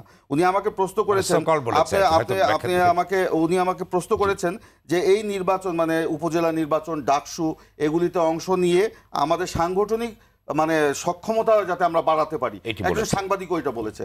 দেখুন, এই সাংগঠনিক দুর্বলতার জন্য আমাদের এই 30শে ডিসেম্বরের নির্বাচনের পরাজয় ঘটেছে বা বিপর্যয় ঘটেছে, এটা আমি মানতে রাজি নই। বরঞ্চ আওয়ামী লীগের ফ্যাসিবাদী আচরণের কারণেই আজকে এই ইয়ার সৃষ্টি হচ্ছে। আজকে বলেছেন আমাদের ভাই আওয়ামী লীগের নেতা, উনি বলেছেন যে ওনাদের ওয়ার্ড কমিটি পর্যন্ত আছে। গত 10টি বছর আমরা কোনো সাংগঠনিক তৎপরতা চালাতে পেরেছি কিনা ওনার কাছে প্রশ্ন। আমি একজন সাংগঠনিক সম্পাদক, আমরা সম্মেলন করতে গিয়ে আমরা কি রকমের সেটার কোনো মানে যদি বলতে যাই অনেক সময় লেগে যাবে। রাজিকুজ্জামান রতন, আপনার বক্তব্য। আমি একটু ক্লিয়ারিফাই করতে চাই। উনি মার্কিন প্রেসিডেন্ট ডোনাল্ড ট্রাম্পের কথা বলেছেন, একটা চিঠির কথা বলেছিলেন। ওনার সাথে আমার চ্যানেল 24 টেনে কথা হয়েছিল। আমি বলেছিলাম এই চিঠির কপিটা ফেসবুকের কারণে অনেকেই দেখেছেন, আমিও বের করার চেষ্টা করছি। উনি বলেছিলেন ওনার কাছে কপি আছে, ওই দিন ওনার কাছে করেছিলাম। ঠিক আছে, আমি একটু বলি, এটা একটা অপব্যাখ্যা উনি দিয়ে যাচ্ছেন বরাবর। আচ্ছা, আমি একটু বলি কয়েকটা বিষয় একটু আলোচনা করার মতো। যে দেখুন, জনগণ ভোট দিতে পারে না, জনগণ পক্ষে আমি কি বলবো এই বিষয়গুলো একটু ক্লিয়ার করুন। আমাকে ডেকে নিয়ে এসেছেন তো আমাকে দুটো কথা বলবার জন্য। আমি বলি, আমি ইন্টারাপ্টেড না করে আমি একটু বলি। একটা ধরুন যে আমাদের বন্ধুরা অনেকে বলেছেন যে রাজনৈতিক উন্নয়নের আমরা মধ্য ধাপে আছি। হ্যাঁ, পৃথিবীর অন্যান্য অনেক দেশ এরকম ধাপ পার হয়ে এসেছে। আচ্ছা, যারা পার হয়ে এসেছে তাদের অবস্থাটা কি দেখুন তো। একদিন আমেরিকা বলেছিল যে গভর্নমেন্ট, ডেমোক্রেটিক গভর্নমেন্ট কেমন হবে, যে of the people, by the people, for the people. হ্যাঁ, সেই আমেরিকাতে এখন ট্রাম্প নিয়ে আসছে না, এটা কি গণতন্ত্রের উন্নয়ন হলো? কিংবা যে ভারতে আমরা বলি বৃহত্তম ভোটারের দেশ, অনেকে বলে বৃহত্তম গণতান্ত্রিক দেশ, আসলে গণতন্ত্রটা বৃহত্তম ক্ষুদ্রতম হয় না, বৃহত্তম ভোটারের দেশ। সেই দেশে মোদির মতন গুজরাটের কসাই ক্ষমতা চলে আসছে না, এগুলো কি আমরা মোদিকে তো গুজরাটের কসাই ভারতীয়রাই বলেছে, কেন আসতে পারলো? তার মানে ডেমোক্রেটিক কালচারটা যদি নষ্ট হয়ে যায় তাহলে মাথার উপর কি এসে পড়তে পারে এই দিকটা আমাদের খেয়াল রাখতে হবে। তাদের কিন্তু উন্নয়ন বাংলাদেশের চেয়ে অনেক বেশি। আচ্ছা, তারপরে ধরুন আমরা যদি বলি যে দমিয়ে রাখতে হয়, সরকার প্রতিপক্ষকে দমিয়ে রাখতে হয়, এই মানসিকতাই তো ফ্যাসিবাদী মানসিকতা। আমি যে ফ্যাসিবাদী মানসিকতা বলেছি, আরটা বলতে আমরা গণতন্ত্রের উপযুক্ত কি হয়ে উঠেছি, আমরা ভোট দিলে কি ঠিক জায়গায় ভোট দিতে পারবো? ঠিক একই কথা দেখুন কিভাবে the great man's things alike, এরকম একটা কথা আছে না, বড় বড় মানুষরা কীরকম ভাবে। বড় বড় মানুষের মধ্যে আইয়ুব খান একদম খুব বড় মানুষ ছিলেন, তিনি ভেবেছিলেন যে বাঙালিও তো গণতন্ত্রের উপযুক্ত হয়ে ওঠে নাই, যেহেতু বাঙালি গণতন্ত্রের উপযুক্ত হয়ে ওঠে নাই সেই কারণে বেসিক ডেমোক্রেসির মতন একটা জিনিস তাদেরকে শেখাতে হবে। যখন আমরা বলেছিলাম যে আইয়ুব খান তুমি আমাদেরকে গণতন্ত্র শেখাও, আচ্ছা আজকে আমাদেরকে কিন্তু বলা হচ্ছে, আইয়ুব খান যেমন বলেছিলেন 111-এর সরকারও বলেছিলেন যে একটা new type of Democratic system এখানে তৈরি করতে হবে, তারা আমাদেরকে গণতন্ত্র শেখাতে এসেছিলেন, তাই না? আমরা বাংলাদেশের জনগণ এখনও গণতন্ত্র অভ্যস্ত হয়ে উঠিনি, আমরা কোথায় ভোট দিয়ে আবার ভুল ভোট দিয়ে কিনা ফেলি কিনা, এই জন্য ক্ষমতাসীনরা ঠিক জায়গায় ভোটটা নিয়ে নেন। আচ্ছা, তারপরে আবার বললেন যে উন্নয়নটা প্রধান এজেন্ডা হওয়া উচিত। আচ্ছা হ্যাঁ, উন্নয়ন তো প্রধান এজেন্ডা হবে, উন্নয়ন কার জন্য? উন্নয়নের সুফলটা পাবে কে? উন্নয়নের দায়টা ভোগ করবে কে? এগুলোই তো গণতন্ত্রের চর্চা। গণতন্ত্র এই প্রশ্নটা করবে যে উন্নয়ন ঠিক আছে, কে উন্নয়নের দায় নেবে, কে উন্নয়ন ভোগ করবে? ফলে উন্নয়নটা যেন একজন দায় নিচ্ছে আর আরেকজন ভোগ করে যাচ্ছে, এবং গোটা দুনিয়াতে এই যে বৈষম্য ক্রমাগত বেড়ে যাচ্ছে। আচ্ছা ধরুন উন্নয়নের মডেল যদি দেখি, আমাদেরকে উন্নয়ন দেখিয়েছিলেন কারা? ব্রিটিশরা উন্নয়ন দেখায়নি। ব্রিটিশরা প্রথম তাদের রেল তৈরি করেছিলেন 1830 সালে, যেটা লিভারপুল থেকে ম্যানচেস্টার পর্যন্ত। আর ভারতে তারা রেল নিয়ে আসলেন কবে? 1853 সালে। 23 বছরের মধ্যে ভারতে রেল নিয়ে এলেন। কেন? তখন ইংল্যান্ডে সব জায়গায় রেল হয় নাই, ভারতে রেল এলো কেন?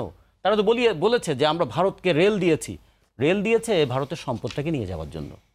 ফলে আমাদের দেশের একদল মানুষ রেল দেখে যেমন উল্লসিত হয়েছে, আরেকদল মানুষ বেদনাহত হয়েছে যে আসামের কাঠ চলে যাচ্ছে রেল দিয়ে, হ্যাঁ, আসামের কয়লা চলে যাচ্ছে রেল দিয়ে। ফলে এগুলো একটু খেয়াল রাখতে হবে যে শুধু উন্নয়নের বাহন দেখলে হবে না, উন্নয়নের সুফলটা কোথায় যায়। আবার ধরুন পাকিস্তানিরা 52 সালে তো প্রথমে এখানে পাটকল তৈরি করেছিল, এবং স্বাধীনতার আগে আমাদের 75টা পাটকল ছিল। এখন কিন্তু সেই পাটকলগুলোর সবই প্রায় বন্ধ, 18টা মাত্র চালু আছে। তাহলে পাকিস্তানিরা বলেছে আমরা তো উন্নয়ন করেছি, কিন্তু পাটকল করার মধ্যে দিয়ে আমরা কি হয়েছে? আচ্ছা, সেগুলো এই জন্য দেখতে হবে, শুধু বাইরের অবকাঠামো দেখলে হবে না ভাই, সেই অবকাঠামো নির্মাণের ভূমিকা কার। আর একটা বিষয় যদি বলি যে আমাদের যদি টিকে থাকতে না পারলে সেটা হচ্ছে সেই দলের ব্যর্থতা। তাহলে গণতান্ত্রিক চর্চাটা কেমন করে থাকবে? এটা কি তাহলে ওই জঙ্গলের আইন হবে, সার্ভাইভাল অফ দ্য ফিটেস্ট, বাঘ আর হরিণের খেলা এখানে হবে? এই কারণেই তো আমরা বলি যে জনগণের পয়সায় পুলিশ চলবে, জনগণের পয়সায় প্রশাসন চলবে। পুলিশ এবং প্রশাসন কোনো দলের ভূমিকা পালন করবে না। এখন ক্ষমতাসীন যদি পুলিশ এবং প্রশাসন দুটাকে কাজে লাগান, এখন বলছে এমপি ম্যানিপুলেশন অ্যান্ড পুলিশিং, এই যদি হয় যে একটা রাত্রেবেলা ম্যানিপুলেশন হবে এবং পুলিশকে কাজে লাগানো হবে, সেখান থেকে এমপি হবে, তাহলে আসলে তখন যদি বলে আপনি টিকতে পারলেন না, ফলে আপনি ব্যর্থ। তাহলে এই যে প্রক্রিয়াটা হলো, এটা মানুষের মনন জগৎটাকে কি নিয়ে যাবে? আমার মানুষের সবচেয়ে বড় কথা, মনন জগতে যদি একবার গণতন্ত্রহীনতা ঢুকে যায়, এটাই হলো ফেসিবাদের ভিত্তিভূমি তৈরি করবে। আমরা এই জন্য বলছি যে এই সরকার যা করছে এটা মানুষের মনন জগতে এমন একটা জিনিস তৈরি করে ফেলছে, অন্যরাও মনে করবে আমরাও ক্ষমতায় গেলে এটাই করব। তাহলে কি দাঁড়াবে? তাহলে এখানে কোনো সুস্থ বুদ্ধি, সুস্থ চিন্তার আর জায়গা থাকবে? সবসময় তো পেশির শক্তিটার প্রাধান্য চলে আসবে। যে কারণে বাংলাদেশে একটা কথা খুব আছে না, মায়ের উপর ওষুধ নাই, এই কথা যে বলে, এই কথা বলার খুব বেদনায় মানুষ বলে, এবং বেদনায় বলতে বলতে মানুষ কিন্তু এর দ্বারা যখন মার খেতে থাকে তখন বলে যে আমাদের তো আর কোনো উপায়ও নাই, মায়ের উপর ওষুধ নাই, জনগণের কোনো উপায় নাই। এরকম জায়গায় কি আমরা জনগণকে ফেলে দেবো যে জনগণের টাকায় দেশটা চলবে? আমরা বলি এই জন্য আমি শেষ করবো, আমি শেষ করবো, কারণ আমাদের তো দল ছোট, লোক কম, আমাদের বেশি সময় নেওয়া উচিত না। আমি যে বলি জবাবদিহিতাবিহীন উন্নয়ন, এটা কিন্তু দুর্নীতিটাকে পুষ্ট করে। এই জন্য জবাবদিহিতার জন্যই তো গণতন্ত্রটা দরকার। এই গণতন্ত্র থাকলে মানুষ বুঝতো যে কোন উন্নয়ন কার স্বার্থে কতটুকু হচ্ছে। ঠিক আছে, আমার কথা শেষ। ধন্যবাদ আপনাকে। এ পর্যায়ে বলবেন আক্তার কবির চৌধুরী, সম্পাদক সুজন, চট্টগ্রাম জেলা। আপনি বলুন রাজনীতি কোন পথে যাচ্ছে? হ্যাঁ, সেক্ষেত্রে আমরা ইতিমধ্যে সম্মানিত আলোচকরা যে কথাগুলো বলেছেন সেখান থেকে একটি কথা আসছে, যেটা আমরা দীর্ঘদিন থেকে একটি কথা শুনছি, যে জন্য নাগরিকরা খুবই শঙ্কিত এবং আমরা মনে করি যে এটা খুব আতঙ্কজনক কথা। এবং বিবেকবান সচেতন মানুষের মধ্যে যেটা আতঙ্ক ছড়ায়, সেটি হচ্ছে উন্নয়ন আগে গণতন্ত্র, এবং গণতন্ত্র এবং উন্নয়ন একসাথে চলে না। এটা একটা জঘন্য একটা বিষয়। আমি এটাকে উদাহরণ দিয়ে বলি যে একটা পাখির দুইটি ডানা। আমরা মনে করি যে একটি ডানা যদি গণতন্ত্র হয়, আরেকটি হচ্ছে উন্নয়ন। তাহলে গণতন্ত্র উন্নয়নটা কার জন্য? জনগণের জন্য। এই 30 লক্ষ লোক রক্ত দিয়ে আমাদের যে সংবিধান, সে সংবিধানের মূল কথা হচ্ছে বাক স্বাধীনতা। আজকে মানুষ এই উন্নয়নের নামে বাক স্বাধীনতা হারাচ্ছে, এবং আমার যে ব্যক্তিগত যে ফোনালাপ পর্যন্ত সেটা আরই পেতে যে সে প্রাইভেসিটা নষ্ট করে দেয়া হচ্ছে, এবং মানুষের যে ব্যক্তিগত স্বাধীনতা চলাফেরার অধিকার থেকে সব কিছু সংকুচিত হচ্ছে। এবং আজকে এই যে দেশে সংবিধান বলবৎ আছে, সংসদ বহাল আছে, আইনের শাসন আছে বলা হচ্ছে, ন্যায় বিচার আছে বলা হচ্ছে, সর্বোচ্চ আদালত, appellate division, supreme court, high court থেকে নিম্ন আদালত পর্যন্ত কার্যকর আছে। অথচ আবার ক্রস ফায়ারের সাথে আমাদের সহ অবস্থানও আছে। এই যে বিচার বহির্ভূত হত্যাটা আছে, বিচার বহির্ভূত হত্যা যখন থাকে, সেখানে কি কোনো গণতান্ত্রিক সরকার কিংবা গণতান্ত্রিক ব্যবস্থা কিংবা সভ্য সমাজ, সভ্য দেশ আছে কি দাবি করা যায়? সেরকম একটি অবস্থায় আমরা আছি। রাজনীতি কোন পথে, জনাব চৌধুরী আপনি বলেন, রাজনীতি কোন পথে যাচ্ছে সংক্ষেপে বলুন। এই যে উন্নয়নের কথা, আমরা খুব উড়াল সেতু দেখছি, আমরা নতুন করে 2000 থেকে কক্সবাজার ট্রেন লাইন দেখছি, আমরা কর্ণফুলী নদীর টানেল দেখছি, এবং আমরা এই যে সড়কগুলো দেখছি। আমরা কি একবারও একটা প্রশ্ন করেছি, আমাদের পার্শ্ববর্তী দেশ ভারতে 1 কিলোমিটার রেল লাইনে খরচ হয় এই যে 12 কোটি টাকা, পাকিস্তানে 15 কোটি টাকা, 1500 কোটি টাকা, এবং এই যে চায়নায় হয় এই 12.5 কোটি টাকা। অথচ 2000 থেকে কক্সবাজার পর্যন্ত যে রেল লাইন হচ্ছে, সেখানে প্রাক্কলিত ব্যয় ধরা হয়েছে 128 কোটি টাকা। ভারতের যে কলকাতায় একই সময়ে পরমা উড়াল সেতুতে খরচ হয়েছে 45 কোটি টাকা পার কিলোতে, আর আমার হানিফ উড়াল সেতুতে খরচ হয়েছে 214 কোটি টাকা, মালয়েশিয়া তখন 88 কোটি টাকা। এবং পায়রা বন্দর থেকে ঢাকায় যে রেল লাইনটা যাবে, সেখানে প্রাক্কলিত ব্যয় ধরা হয়েছে 205 কোটি টাকা। তাহলে এই যে 5 গুণ, 10 গুণ, 20 গুণ, এবং যে 4 লেনের যে আমাদের যে হাইওয়ে, সেখানে ভারতে খরচ হচ্ছে 10 কোটি টাকা, আমার এখানে 59 কোটি টাকা। এই যে বিগত অর্থমন্ত্রী মহোদয় বলেছিলেন যে মেগা প্রজেক্ট মানে মেগা চুরি, আমরা শুধুমাত্র আওয়ামী লীগ, বিএনপি তাদের মধ্যে বাহাস তর্কগুলো শুনবো না। বলা হয় যে রাষ্ট্রে নাগরিক চাইতে উঁচু কোনো পদ নেই। যেই সভ্যতা যারা বিনির্মাণ করেছেন, আজকে দেশে যারা গণতন্ত্র বা উন্নয়নের জন্য যারা দাবি করছেন যে তাদের আমলে হয়েছে, তার জন্য তো আমাদের শ্রমিক, আমাদের যারা বিদেশে গিয়ে হাড়ভাঙ্গা পরিশ্রম করে উপার্জন করে পাঠাচ্ছে, আমাদের গার্মেন্টস শ্রমিকের যে উন্নয়ন, সেই অর্থগুলো এইভাবে যে লোপাট হচ্ছে, এবং ঋণ খেলাফিরা যে ব্যাংক লোপাট করে বিদেশে পাচার করছে, সেই বিষয়গুলো একদম অন্তরালে চলে গিয়ে শুধুমাত্র ভোটের কথা বলে, আর উপজেলা নির্বাচনে যে মার্কার যেটা কথা আসছে দলীয়। ধন্যবাদ আক্তার কবির চৌধুরী। আমি জানতে চেয়েছিলাম যে রাজনীতি এখন কোন দিকে যাবে, অনেক কিছু বললেন আপনি, কিন্তু রাজনীতি শেষ পর্যন্ত কোন দিকে, কোন মোড় নিবে, গতি কোন দিকে যাবে, কি কোন দিকে যাবে রাজনীতি, সেটা যদি সংক্ষেপে। আমাদের এই রাজনীতিটা সঠিকভাবে চালানোর জন্য যে বিষয়টা দরকার, একটা সুশাসন অত্যন্ত জরুরি বিষয়। সুশাসন যেমন রাজনীতি দেবে, আবার সুশাসনই রাজনীতিকেও নিয়ন্ত্রণ করবে। ধন্যবাদ আক্তার কবির চৌধুরী, আপনাকে অসংখ্য ধন্যবাদ।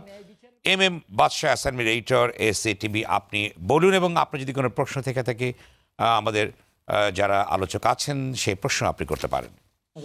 ধন্যবাদ সেলিম ভাই। আসলে আমি বলতে চাই যে আমাদের রাজনীতির গতিপথ যে আলোচনার বিষয়টি ছিল, আমরা মনে হয় আলোচনা করতে করতে সেখান থেকে একটু অন্যদিকে চলে যাচ্ছি। একজন সাংবাদিক হিসেবে আমার অবজারভেশন বলছি, দেন আমার কোশ্চেনটা বলছি। প্রথম যেটা হচ্ছে, বাংলাদেশের রাজনীতির গতিপথটা আমরা যদি 2টি দশক দেখি, সেখান থেকে কিন্তু ক্রমাগত একটি পরিবর্তন, এখানে নানা বিতর্ক থাকতে পারে, একটা টাইম পার হয়ে আসতেছে আসলে। কিন্তু সেই রাজনীতির গতিপথটি কেন এখন হচ্ছে বিএনপি অথবা অন্যান্য দল যারা ক্ষমতার বাইরে আছে তাদের যে অভিযোগগুলো তারা সরকারের বিরুদ্ধে অভিযোগ করছে এবং সরকার আবার পাল্টা বলছে যে তারা মাঠে আসছে না। এই যে দুটো বিষয় আমি এর আগেও বলেছি যে এখানে কিন্তু একটি ভ্যাকুয়াম, একটি জায়গা তৈরি করে দেওয়া হয়েছে, যে জায়গা তৈরি করে দেওয়ার কারণেই কিন্তু জায়গাটি তৈরি হচ্ছে এবং গতিপথটা কিন্তু ডানে বামে এঁকে বেঁকে যাচ্ছে। এখানে যদি আমি একটু তথ্যের সঙ্গে সংযুক্ত করি, আমাদের খুব ইতিহাসের সঙ্গে সম্পৃক্ত যেটা হচ্ছে যে তুরস্কের রাজনীতি। তুরস্ক কিন্তু 1923 সালে কিন্তু সেকুলার রাজনীতি তারা শুরু করেছিল। সেই সেকুলার রাজনীতি কিন্তু 100 বছর পরে যদি আমরা এখন দেখি, সেখানে কিন্তু সেই সেকুলার রাজনীতি কিন্তু আস্তে আস্তে আবার ডাইভার্টেড হচ্ছে মডার্ন ফেনোমেনার মাধ্যমে। তো বাংলাদেশে আমাদের সাম্প্রদায়িক যে বিষয়গুলো আছে, সেকুলার যে বিষয়গুলো আমরা চর্চা করছি, সেখানে কিন্তু এখন যে বিএনপির সঙ্গে সম্পৃক্ত রাজনৈতিক দল জামাতের বিষয়টি কিন্তু আলোচনার অনেক বড় একটি প্রেক্ষাপট রয়েছে আমাদের রাজনীতির গতিপথের সঙ্গে, যেটি সম্পৃক্ত আসলে। তো এই দিকগুলোতে মনে হয় যে রাজনৈতিক নেতৃবৃন্দ যারা আছেন, সরকারে যারা আছেন, বিরোধী দলে যারা আছেন, কিংবা বিভিন্ন বড় রাজনৈতিক দল, তাদের কিন্তু সেই বিষয়গুলো ভাববার এবং সঠিক সিদ্ধান্ত নেওয়ার সময়, যেটি হয়তো প্রিন্স ভাই বলছিলেন যে এর আগে আমরা প্রশ্ন ছিল যে জনবিচ্ছিন্ন জনসম্পৃক্ততা। তো আমার প্রশ্নটা হচ্ছে যে বিএনপি কিংবা অন্যান্য রাজনৈতিক দল যারা আছেন, যারা বিশেষ করে রতন ভাই বলছিলেন যে তারা ছোট দল কিন্তু তার ম্যানিফেস্টো ভালো, তারা জনগণের জন্য কথা বলছেন, কিন্তু আমার কথা হচ্ছে যেটি ভালো কথা সেই জায়গাটি জনগণকে সম্পৃক্ত করতে কেন পারা যাচ্ছে না, সেটি কোথায় আমাদের বাধা? আমাদের কি সংস্কৃতির কোনো সমস্যা কিনা? অথবা আমি যদি বলি বড় দল হিসেবে বিএনপির কাছে যে তাদের চেয়ারপারসনকে যখন আটক করে কারাগারে পাঠানো হলো, তখন বলা হলো তাদের নেত্রী, তাদের মা তাকে ছাড়া ফিরবে না, কিন্তু সেখানে তাদের সেই মাঠের অবস্থানটা আমরা কতখানি দেখেছি। তো আমার কথা হচ্ছে রাজনীতি করা কি শুধুমাত্র সভা সেমিনারের মধ্যে সীমাবদ্ধ, নাকি মাঠ পর্যায়ে আসলে সম্পৃক্ত হওয়া উচিত জনগণের স্বার্থে? জনগণের স্বার্থে উচিত হচ্ছে কত ধরনের কার্যক্রম তাদের। ধন্যবাদ নিজামুল হক। বিপুল, আপনি বলুন যে আপনার কোনো প্রশ্ন আছে কিনা যারা আলোচকবৃন্দ আছেন তাদের কাছে। ঠিক প্রশ্ন না, আমি দুটো বিষয় বলবো, বলে শেষ করে দিব। একটা হচ্ছে যে একটা বিষয় প্রিন্স ভাইয়ের কথায় বলা বেশ পরিষ্কার যে রাজনীতিতে ভারসাম্যহীনতা আছে। হ্যাঁ, দেশের রাজনীতিতে কিছুটা তো ভারসাম্যহীনতা আছে, যেহেতু শক্তিশালী বিরোধী দল নেই, মাঠে নেই, সংসদেও নেই শক্তিশালী বিরোধী দল। তো এই জায়গাটা আসলে বিএনপির ছিল। বিএনপি শক্তিশালী বিরোধী দলের ভূমিকায় আমরা অতীতে তাকে দেখেছি, 96-এ দেখেছি, 2001-এ বিএনপি ক্ষমতা আসার পর আওয়ামী লীগও শক্তিশালী বিরোধী দল ছিল। 59টা আসন নিয়ে তারা সংসদে, রাজপথে দু জায়গায় ছিল সমান।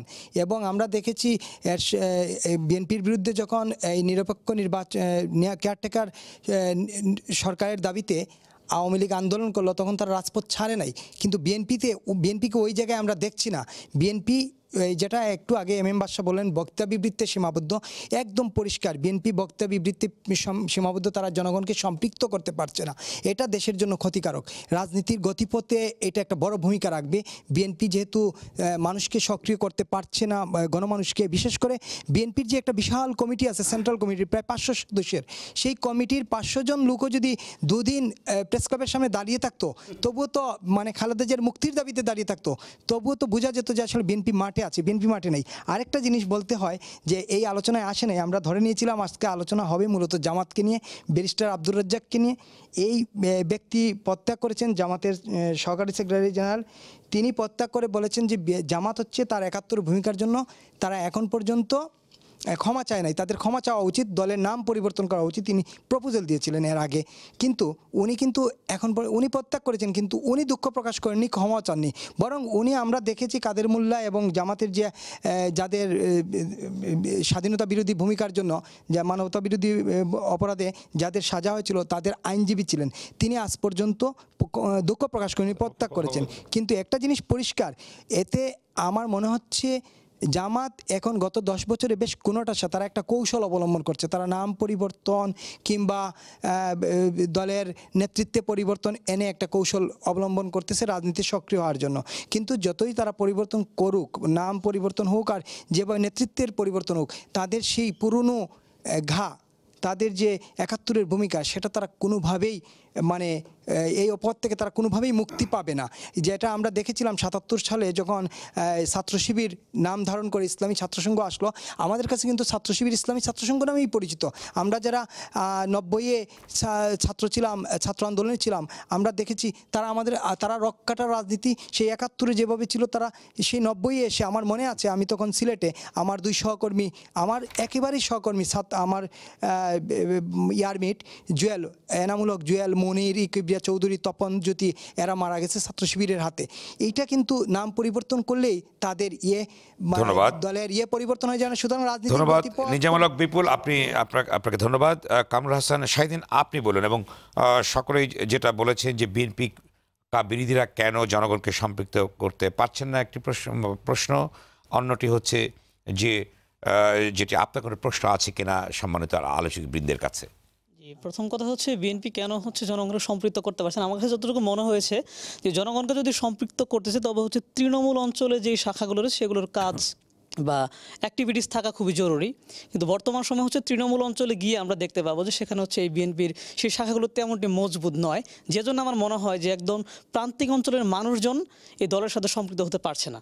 এটি আর দু একটি কথা বলি যে এটা আলোচনা উঠে এসেছিল যে আন্তর্জাতিক রাজনীতি নিয়ে অনেক কথা হয়েছিল যে ভারত, ইউএসএ এদের সমর্থনের ব্যাপারে। তো প্রত্যেকটা রাজনৈতিক দলেরই বিভিন্ন দেশের রাজনৈতিক দলের সাথে একটি সম্পর্ক থাকে, যেটা আন্তর্জাতিক রাজনীতি বলা হয়। সেই জায়গা থেকে যদি হচ্ছে আমরা দেখতে পাই যে আওয়ামী লীগ সরকার তার যে এলাই তাদের সাথে যদি টিকে থাকতে পারে বা ভালো সম্পর্ক বজায় রাখতে পারে, তবে সেই জায়গা থেকে অন্যান্য রাজনৈতিক দল তাদের যে এলাই সেইগুলো নিয়ে কেন কাজ করতে পারছে না, এটি একটি প্রশ্নের মতো হয়ে যেতে পারে। 2 নম্বর বিষয়টি হচ্ছে অনেক উন্নয়ন সূচক নিয়ে কথা হয়েছে। সবচেয়ে আশার বিষয় হচ্ছে দক্ষিণ এশিয়ার ভিতরে বর্তমান সময়ে বাংলাদেশ বিভিন্ন সামাজিক এবং মানব উন্নয়ন সূচকে অনেক ভালো অবস্থানে রয়েছে, যেটি হচ্ছে আমাদের জন্য আশাব্যঞ্জক। আর সকল রাজনৈতিক দলের প্রতি একটি অনুরোধ থাকবে যে বাংলাদেশের মোটামুটি 1 কোটি মানুষ হচ্ছে মধ্যপ্রাচ্য সহ বিভিন্ন দেশে থাকে এবং তারা হচ্ছে দেশের জন্য কাজ করে। অর্থাৎ বিভিন্ন দেশে 1 কোটি মানুষই নেই, যেখানে হচ্ছে বাংলাদেশের জন্য 1 কোটি মানুষ কাজ করছে। সুতরাং 1 কোটি মানুষ যদি দেশের জন্য কাজ করে, সে দেশ উন্নয়ন না হয়ে কখনো পারে না। সুতরাং সকল রাজনৈতিক দলের কাছে একটি মাত্র অনুরোধ থাকবে, এই যে মানুষের কষ্টের উপার্জন সেটি যাতে কখনো বিফলে না যায় এবং সেটি যাতে একটি ভালো একটি বিহিত হয়। ধন্যবাদ কামরুল হাসান শাহিদিন, আপনাকে ধন্যবাদ। সাজ্জাদ হোসেন রনি, রাজনীতি কোন পথে? আমি রাজনীতির কোন পথে সেটি প্রথমেই বলেছিলাম যে রাজনীতি সেটা উষালগ্নে রয়েছে এবং আমরা সামনে বাংলাদেশের রাজনীতির একটি সুন্দর গতিপথ দেখব। খুব সংক্ষেপে বলতে হবে আপনাকে। আমি প্রশ্ন করব, আমি রতন ভাইয়ের কাছে প্রশ্নটি করব, সেটি হচ্ছে যে বাংলাদেশের বর্তমান পরিস্থিতি এবং খুব যদি অন্ধকারেই থাকে, যদি সরকার ফ্যাসিবাদী হয়ে থাকে, সব কিছু যদি খুব খারাপ হয়, তাহলে এই পরিস্থিতি থেকে বের হওয়ার উপায় কোনটি? আপনি কি বলবেন যে আসলে নিরপেক্ষ সরকারের অধীনে একটি নির্বাচন দিলে এই পথটি শেষ হয়ে যাবে, নাকি অন্য কোনো পথ? সেই পথটি কি আসলে, সেই প্রশ্নটি থাকবে আপনার কাছে। আর প্রিন্স ভাইয়ের কাছে যে প্রশ্নটি থাকবে সেটি হচ্ছে যে যদি বিএনপি এভাবে নির্বাচন বর্জন করে বা ঐক্যফ্রন্ট যদি নির্বাচন এভাবে বর্জন করতে থাকে, তাহলে আলটিমেট তাদের কোনো নির্বাচনে অংশ না নেয়, তাহলে তাদের অবস্থানটি কোথায় হবে বা বাংলাদেশের রাজনীতিটি কোথায় গিয়ে দাঁড়াবে বা এর সমাধানটি কোথায়, বা বাংলাদেশে এরকম নির্বাচন বর্জন, বয়কট বা এইভাবে চলতে থাকবে কিনা? আর আরেকটি প্রশ্ন প্রিন্স ভাইয়ের কাছে, সেটি হচ্ছে যে যদি বিএনপি যেহেতু একটি দল, বড় দল বাংলাদেশের, তাদের একটি জনগণের প্রতি একটি দায়িত্ব রয়েছে, সেই দায়িত্বের জায়গা থেকে তারা যদি নির্বাচনটি বয়কট করেই থাকে বা নির্বাচন না করে সরকারের সমালোচনা শুধু করতেই থাকে, তাহলে জনগণের কাছে যে দায়িত্বটি রয়েছে, জনগণের উপর তাদের যে দায়িত্বটি বর্তায় একটি দল হিসেবে, সেটি তারা কীভাবে পালন করবে সেটি জানতে চাইব। ধন্যবাদ আপনাকে। এ পর্যায়ে বলবেন ABM রিয়াজুল কবির কাউসার, আপনি সংক্ষেপে বলতে হবে, আলোচনা শেষ পর্যায়ে আমরা আছি। আমি একটা পয়েন্ট আউট করতে চাই, জনাব আখতার কবির চৌধুরী উনি রাজনীতি কোন দিকে বলতে গিয়ে আমাদের দেশে বিভিন্ন উন্নয়নের রাস্তা বা ব্রিজ একটা পরিসংখ্যান দিয়েছেন। উনি হয়তো জানেন না যে কটা দেশের উদাহরণ দিয়েছেন, সেই কটা দেশের মধ্যে বাংলাদেশ সবচেয়ে আয়তনের ছোট দেশ। আমাদের জমি একর থেকে শুরু করে জমির মূল্য এখন 3 গুণ প্রদান করা হয়। আপনি জানেন কিছুদিন আগে এইটার একটা ব্যাখ্যা দেওয়া হয়েছিল যে কী কারণে আমাদের রাস্তা বা ব্রিজের খরচটা বেশি পড়ে, এবং আমরা চাই অল্প সময়ের মধ্যে যাতে, জানেন জমি একর করতে গিয়ে মামলা হওয়ার কারণে দীর্ঘদিন উন্নয়নের কাজ ব্যাহত হয়। এই কারণে আমাদের মাননীয় প্রধানমন্ত্রী ইতিমধ্যে বলেছেন একরের ক্ষেত্রে অল্প সময়ে 3 গুণ জোর দিতে হবে। তাতে হয় কি, আমাদের জমি একরটা তাড়াতাড়ি হয়, রাস্তাঘাট তাড়াতাড়ি হয়, ব্রিজ তাড়াতাড়ি হয়। উনি যে পরিসংখ্যান দেওয়ার চেষ্টা করেছে পার্শ্ববর্তী দেশে, এগুলি বিশাল দেশ যেখানে জমির জন্য কোনো মূল্য দিতে হয় না, রাস্তা বা ব্রিজের জন্য। কিন্তু আমাদের এখন ঢাকার আশেপাশে আপনারা তো জানেন জমির দাম কত। আর ওই যে আমার যে বইটা বলেছেন 1 কোটি লোক বিদেশ থাকেন, আমাদের দেশে এখন জমির কি চাহিদা, আমাদের তো এক সেন্সে স্বর্ণের চেয়ে জমির দাম বেশি হয়ে যাচ্ছে। এই বিবেচনায় এই খরচটা আমাদের বেড়ে যাচ্ছে। দেখ, আমি যে কথাটা বলতে যাচ্ছি আমি আগে বলেছি, সাম্প্রতিক স্বাধীনতার পর অন্য যে কোনো সময়ের চেয়ে বাংলাদেশ জননেত্রী শেখ হাসিনার নেতৃত্বে স্থিতিশীলভাবে চলে যাচ্ছে, উন্নয়ন গণতন্ত্র সব চলছে আছি জনাব। এবং আমরা মনে করি জনগণ যে ম্যান্ডেট দিয়েছে সেই ম্যান্ডেট নিয়ে জননেত্রী শেখ হাসিনা যে ইশতেহার দেওয়া হচ্ছে সেটা মেনে আমরা আগামী 5 বছর বাংলাদেশকে ধন্যবাদ উন্নয়নের সূচকে আমরা আবারও নিয়ে যাব। ধন্যবাদ আপনাকে সৈয়দ ইমরান সাহেব। আপনাকেও সংক্ষেপে বলতে হবে, বিশেষ করে একটি প্রশ্ন সকলেই বারবার বলতে চেষ্টা করেছেন যে আপনারা জনগণকে কেন সম্পৃক্ত করতে পারছেন না। বারবার বলছেন যেখানে বিভিন্ন সময় সামরিক শাসন এসছে কিন্তু জনগণ সম্পৃক্ত আন্দোলন করেছে, আপনার সেই পর্যায়ে বিরাজ করছে কিনা, আপনারা কেন পারছেন না? সংক্ষেপে আমিও বারবার এই প্রশ্নের উত্তরটাই দিতে চাচ্ছি, আমাকে আবার একটু সময় দেন, আমি দিচ্ছি। খুব 1 মিনিট সময় দিতে পারবো। 1 মিনিট তো ভাই, এই 1 মিনিটে এই প্রশ্নের উত্তর দেওয়া যাবে না, তারপর আমি চেষ্টা করছি। এখন দেখেন, বাংলাদেশের জনগণ এখন একটা কর্তৃত্ববাদী শাসনে আছে। আমি তো আগেই বলেছি কর্তৃত্ববাদী শাসনটা কি, মানে আমি যা বলবো সেটাই হলো শাসন, আইন কানুন এখানে কোনো কিছু না। আজকে এই কর্তৃত্ববাদী শাসনে কিন্তু বাংলাদেশের জনগণ আছে। আমরা এই জনগণকে সামরিক শাসনের বিরুদ্ধে আন্দোলন করেছে, হ্যাঁ আমি বলেছি এরশাদ বিরোধী আন্দোলনে আমরা যেই রাজপথের আন্দোলনে যে সুযোগ বা সেই যেই করার সেই সুযোগটা পেয়েছি আমি বলছি পেয়েছি। আজকে লজ্জাজনক ব্যাপার, আমাকে বলতে বাধ্য হচ্ছে এবং নিজেও আমি লজ্জা পাচ্ছি, আজকে এই আমলে সেই সুযোগটাও আমার নাই। আমি কারফিউর সময় প্রেস ক্লাবের সামনে সেই সময় আমি মিছিল করেছি, কিন্তু আজকে কারফিউ না, স্বাভাবিক সময় আমরা সেই মিছিল কেন এক জায়গায় দাঁড়াতে পারছি না। একজন ভাই বলে গেলেন যে, আমি বলি যে বেগম খালেদা জিয়ার মুক্তির জন্য আমাদের যে ঢাউস কমিটি, উনি আমাদের বলেছেন এত বড় সেন্ট্রাল কমিটি একদিন যদি প্রেস ক্লাবের সামনে দাঁড়াতো তাহলে কি 500 লোক, আমরা 500 না, আমরা 50,000 লোক নিয়েও প্রেস ক্লাবের সামনে মানববন্ধন করেছি। সেই মানববন্ধনের ভিতর থেকে আমাদের মহাসচিবের কোল থেকে কিভাবে বাস পাখির মতো ছো দিয়ে আমাদের কর্মীদেরকে ধরে নিয়ে গেছে, আপনারা সেটা দেখেন নাই? আপনাদের পত্রিকাতে তো লেখা হয়েছে, আপনারা দেখেন নাই? আমাদের বিএনপি কেন্দ্রীয় কার্যালয়ের সামনে যখন আমরা কালো পতাকা নিয়ে বিক্ষোভ প্রদর্শন করছিলাম, সেখানে কিভাবে রঙিন পানি মেরে আমাদের মহাসচিবকে পর্যন্ত আপনি সেখানে ফেলে দেওয়া হচ্ছে, আপনারা সেটা দেখেন নাই? আমরা যে জনগণকে সম্পৃক্ত করব, সম্পৃক্ত করার প্রধান বাধা হচ্ছে বর্তমান আওয়ামী লীগ সরকার এবং কর্তৃত্ববাদী সৃষ্টি করে দেবে আন্দোলন করার জন্য সরকার। আমরা শুনে রাজনীতির পরিবেশ যদি সৃষ্টি না হয়, আপনি বলে আমি কি যুদ্ধ করব? আমি আজকে আওয়ামী লীগ কি করছে, আজকে তারা প্রশাসনকে অস্ত্রধারী প্রশাসনকে আমার সামনে আমি আর সময়তে পারছি না, আপনাকে আমাদের শেষ করতে হবে। আরেকদিন এই আলোচনা আমি শেষ করি। একজন প্রশ্ন করেছেন, এই প্রশ্নটার উত্তর দিয়ে আমি শেষ করছি। আমাদের সময় না, আরেকজন বক্তা আছেন। বর্জন যদি আমরা করতেই থাকি তাহলে কি হবে? আমরা নির্বাচন বর্জন করতে চাই না, বিএনপি নির্বাচনমুখী দল, আমরা নির্বাচন করতে চাই, কিন্তু যদি সেই নির্বাচন নিয়ন্ত্রিত নির্বাচন হয়, নির্বাচনের ভোট ডাকাতি হয়, আগের রাত্রে জনগণের কাছে জবাব দিতে একটি প্রসঙ্গ ছিল, হয়তো স্বল্প সময় আপনি দিতে পারবেন না। সেই নির্বাচন আপনি আমি এর আগে উপজেলা নির্বাচন করেছি, মেয়র নির্বাচন করেছি, তারা কি আরো করতে পারবে? দুজনের চাপে কিন্তু আমার কথাটা আপনি বলেন যে কেন জনগণকে সম্পৃক্ত করা যাচ্ছে না, যেটি একজন আমাদের একজন সাংবাদিক বলেছেন এবং খুবই গুরুত্বপূর্ণ। আমাদের রাজনৈতিক দলগুলোর যেমন জনগণের প্রতি দায় আছে, আবার জনগণেরও কিন্তু অংশগ্রহণ করার একটা দায়িত্ব আছে। আমরা মনে করি দুটার একটা সম্পৃক্ত হওয়া দরকার। আর একটা কথা বলে আমি একটু শেষ করি, যে আমাদের তো জমির দাম বেশি, সে কারণে হয়তো খরচটা বেশি পড়ে, এটা তো সবাই বলছেন। আচ্ছা, যখন ফ্লাইওভারটা হচ্ছে সেটা কিন্তু আগের অবকাঠামোর উপরেই হচ্ছে, ফলে নতুন জমি তো ওখানে নিতে হচ্ছে না, বরঞ্চ আমাদের শ্রমিকের মজুরি কম, সেই দিক থেকে আমাদের খরচটা কম পড়ার কথা ছিল। তা আমরা এটা বিষয়। আর একটা হলো আমরা কম সময়ে কাজ করতে চাই বলে আমাদের খরচ বেশি পড়ে। আমাদের প্রত্যেকটা প্রজেক্ট কিন্তু সময়ের সীমা অতিক্রম করে চলে যায়, বেশি সময়ে কাজ করি, ফলে এটা একটা দিক। আর একটা জিনিস বলে যে উপায় কি, একটা প্রশ্ন করেছেন, তাহলে উপায় কি? উপায় কিন্তু ভাই একটাই, এই দেশটা আমাদের, যে 1 কোটি মানুষ দেশের বাইরে থেকে $15 বিলিয়ন আমাদেরকে পাঠাচ্ছে, এটাই তো আমার দেশের সমৃদ্ধিটা করে তুলেছে। যে কৃষক ফসলের দাম না পেলে ফসল ফলাচ্ছে, যে শ্রমিক, গার্মেন্টস শ্রমিক, আজকে পৃথিবীতে সবচেয়ে কম মজুরি হচ্ছে বাংলাদেশের গার্মেন্টস শ্রমিকের, কিন্তু তারা আবার গার্মেন্টস উৎপাদনে জায়গা আছে। এদের সকল মানুষের অংশগ্রহণে যে অর্থনৈতিক সমৃদ্ধিটা ঘটলো, রাজনৈতিক দলগুলো কি তার দায় নেবে না? সেই রাজনৈতিক দলগুলো যেন সেই দায়টা গণতান্ত্রিকভাবে নেয়, একটা গণতান্ত্রিক পরিবেশ যেন তৈরি হয়, সেই কাজটা করবার জন্য প্রত্যেকেরই দরকার। আপনারা যারা সমালোচনা করছেন তাদেরও যেমন ভূমিকা আছে, আমরা যারা কাজ করছি আমাদেরও ভূমিকা আছে। ধন্যবাদ। এই দুটার মিলিত প্রক্রিয়া। ধন্যবাদ রাজিকুজ্জামান রতন, আপনাদের সবাইকে ধন্যবাদ আলোচনা অংশ নেওয়ার জন্য। দর্শক, আজ এ পর্যন্ত। আগামী মঙ্গলবার আবারও দেখা হবে। সবাই ভালো থাকুন, সুস্থ থাকুন, নিরাপদে থাকুন।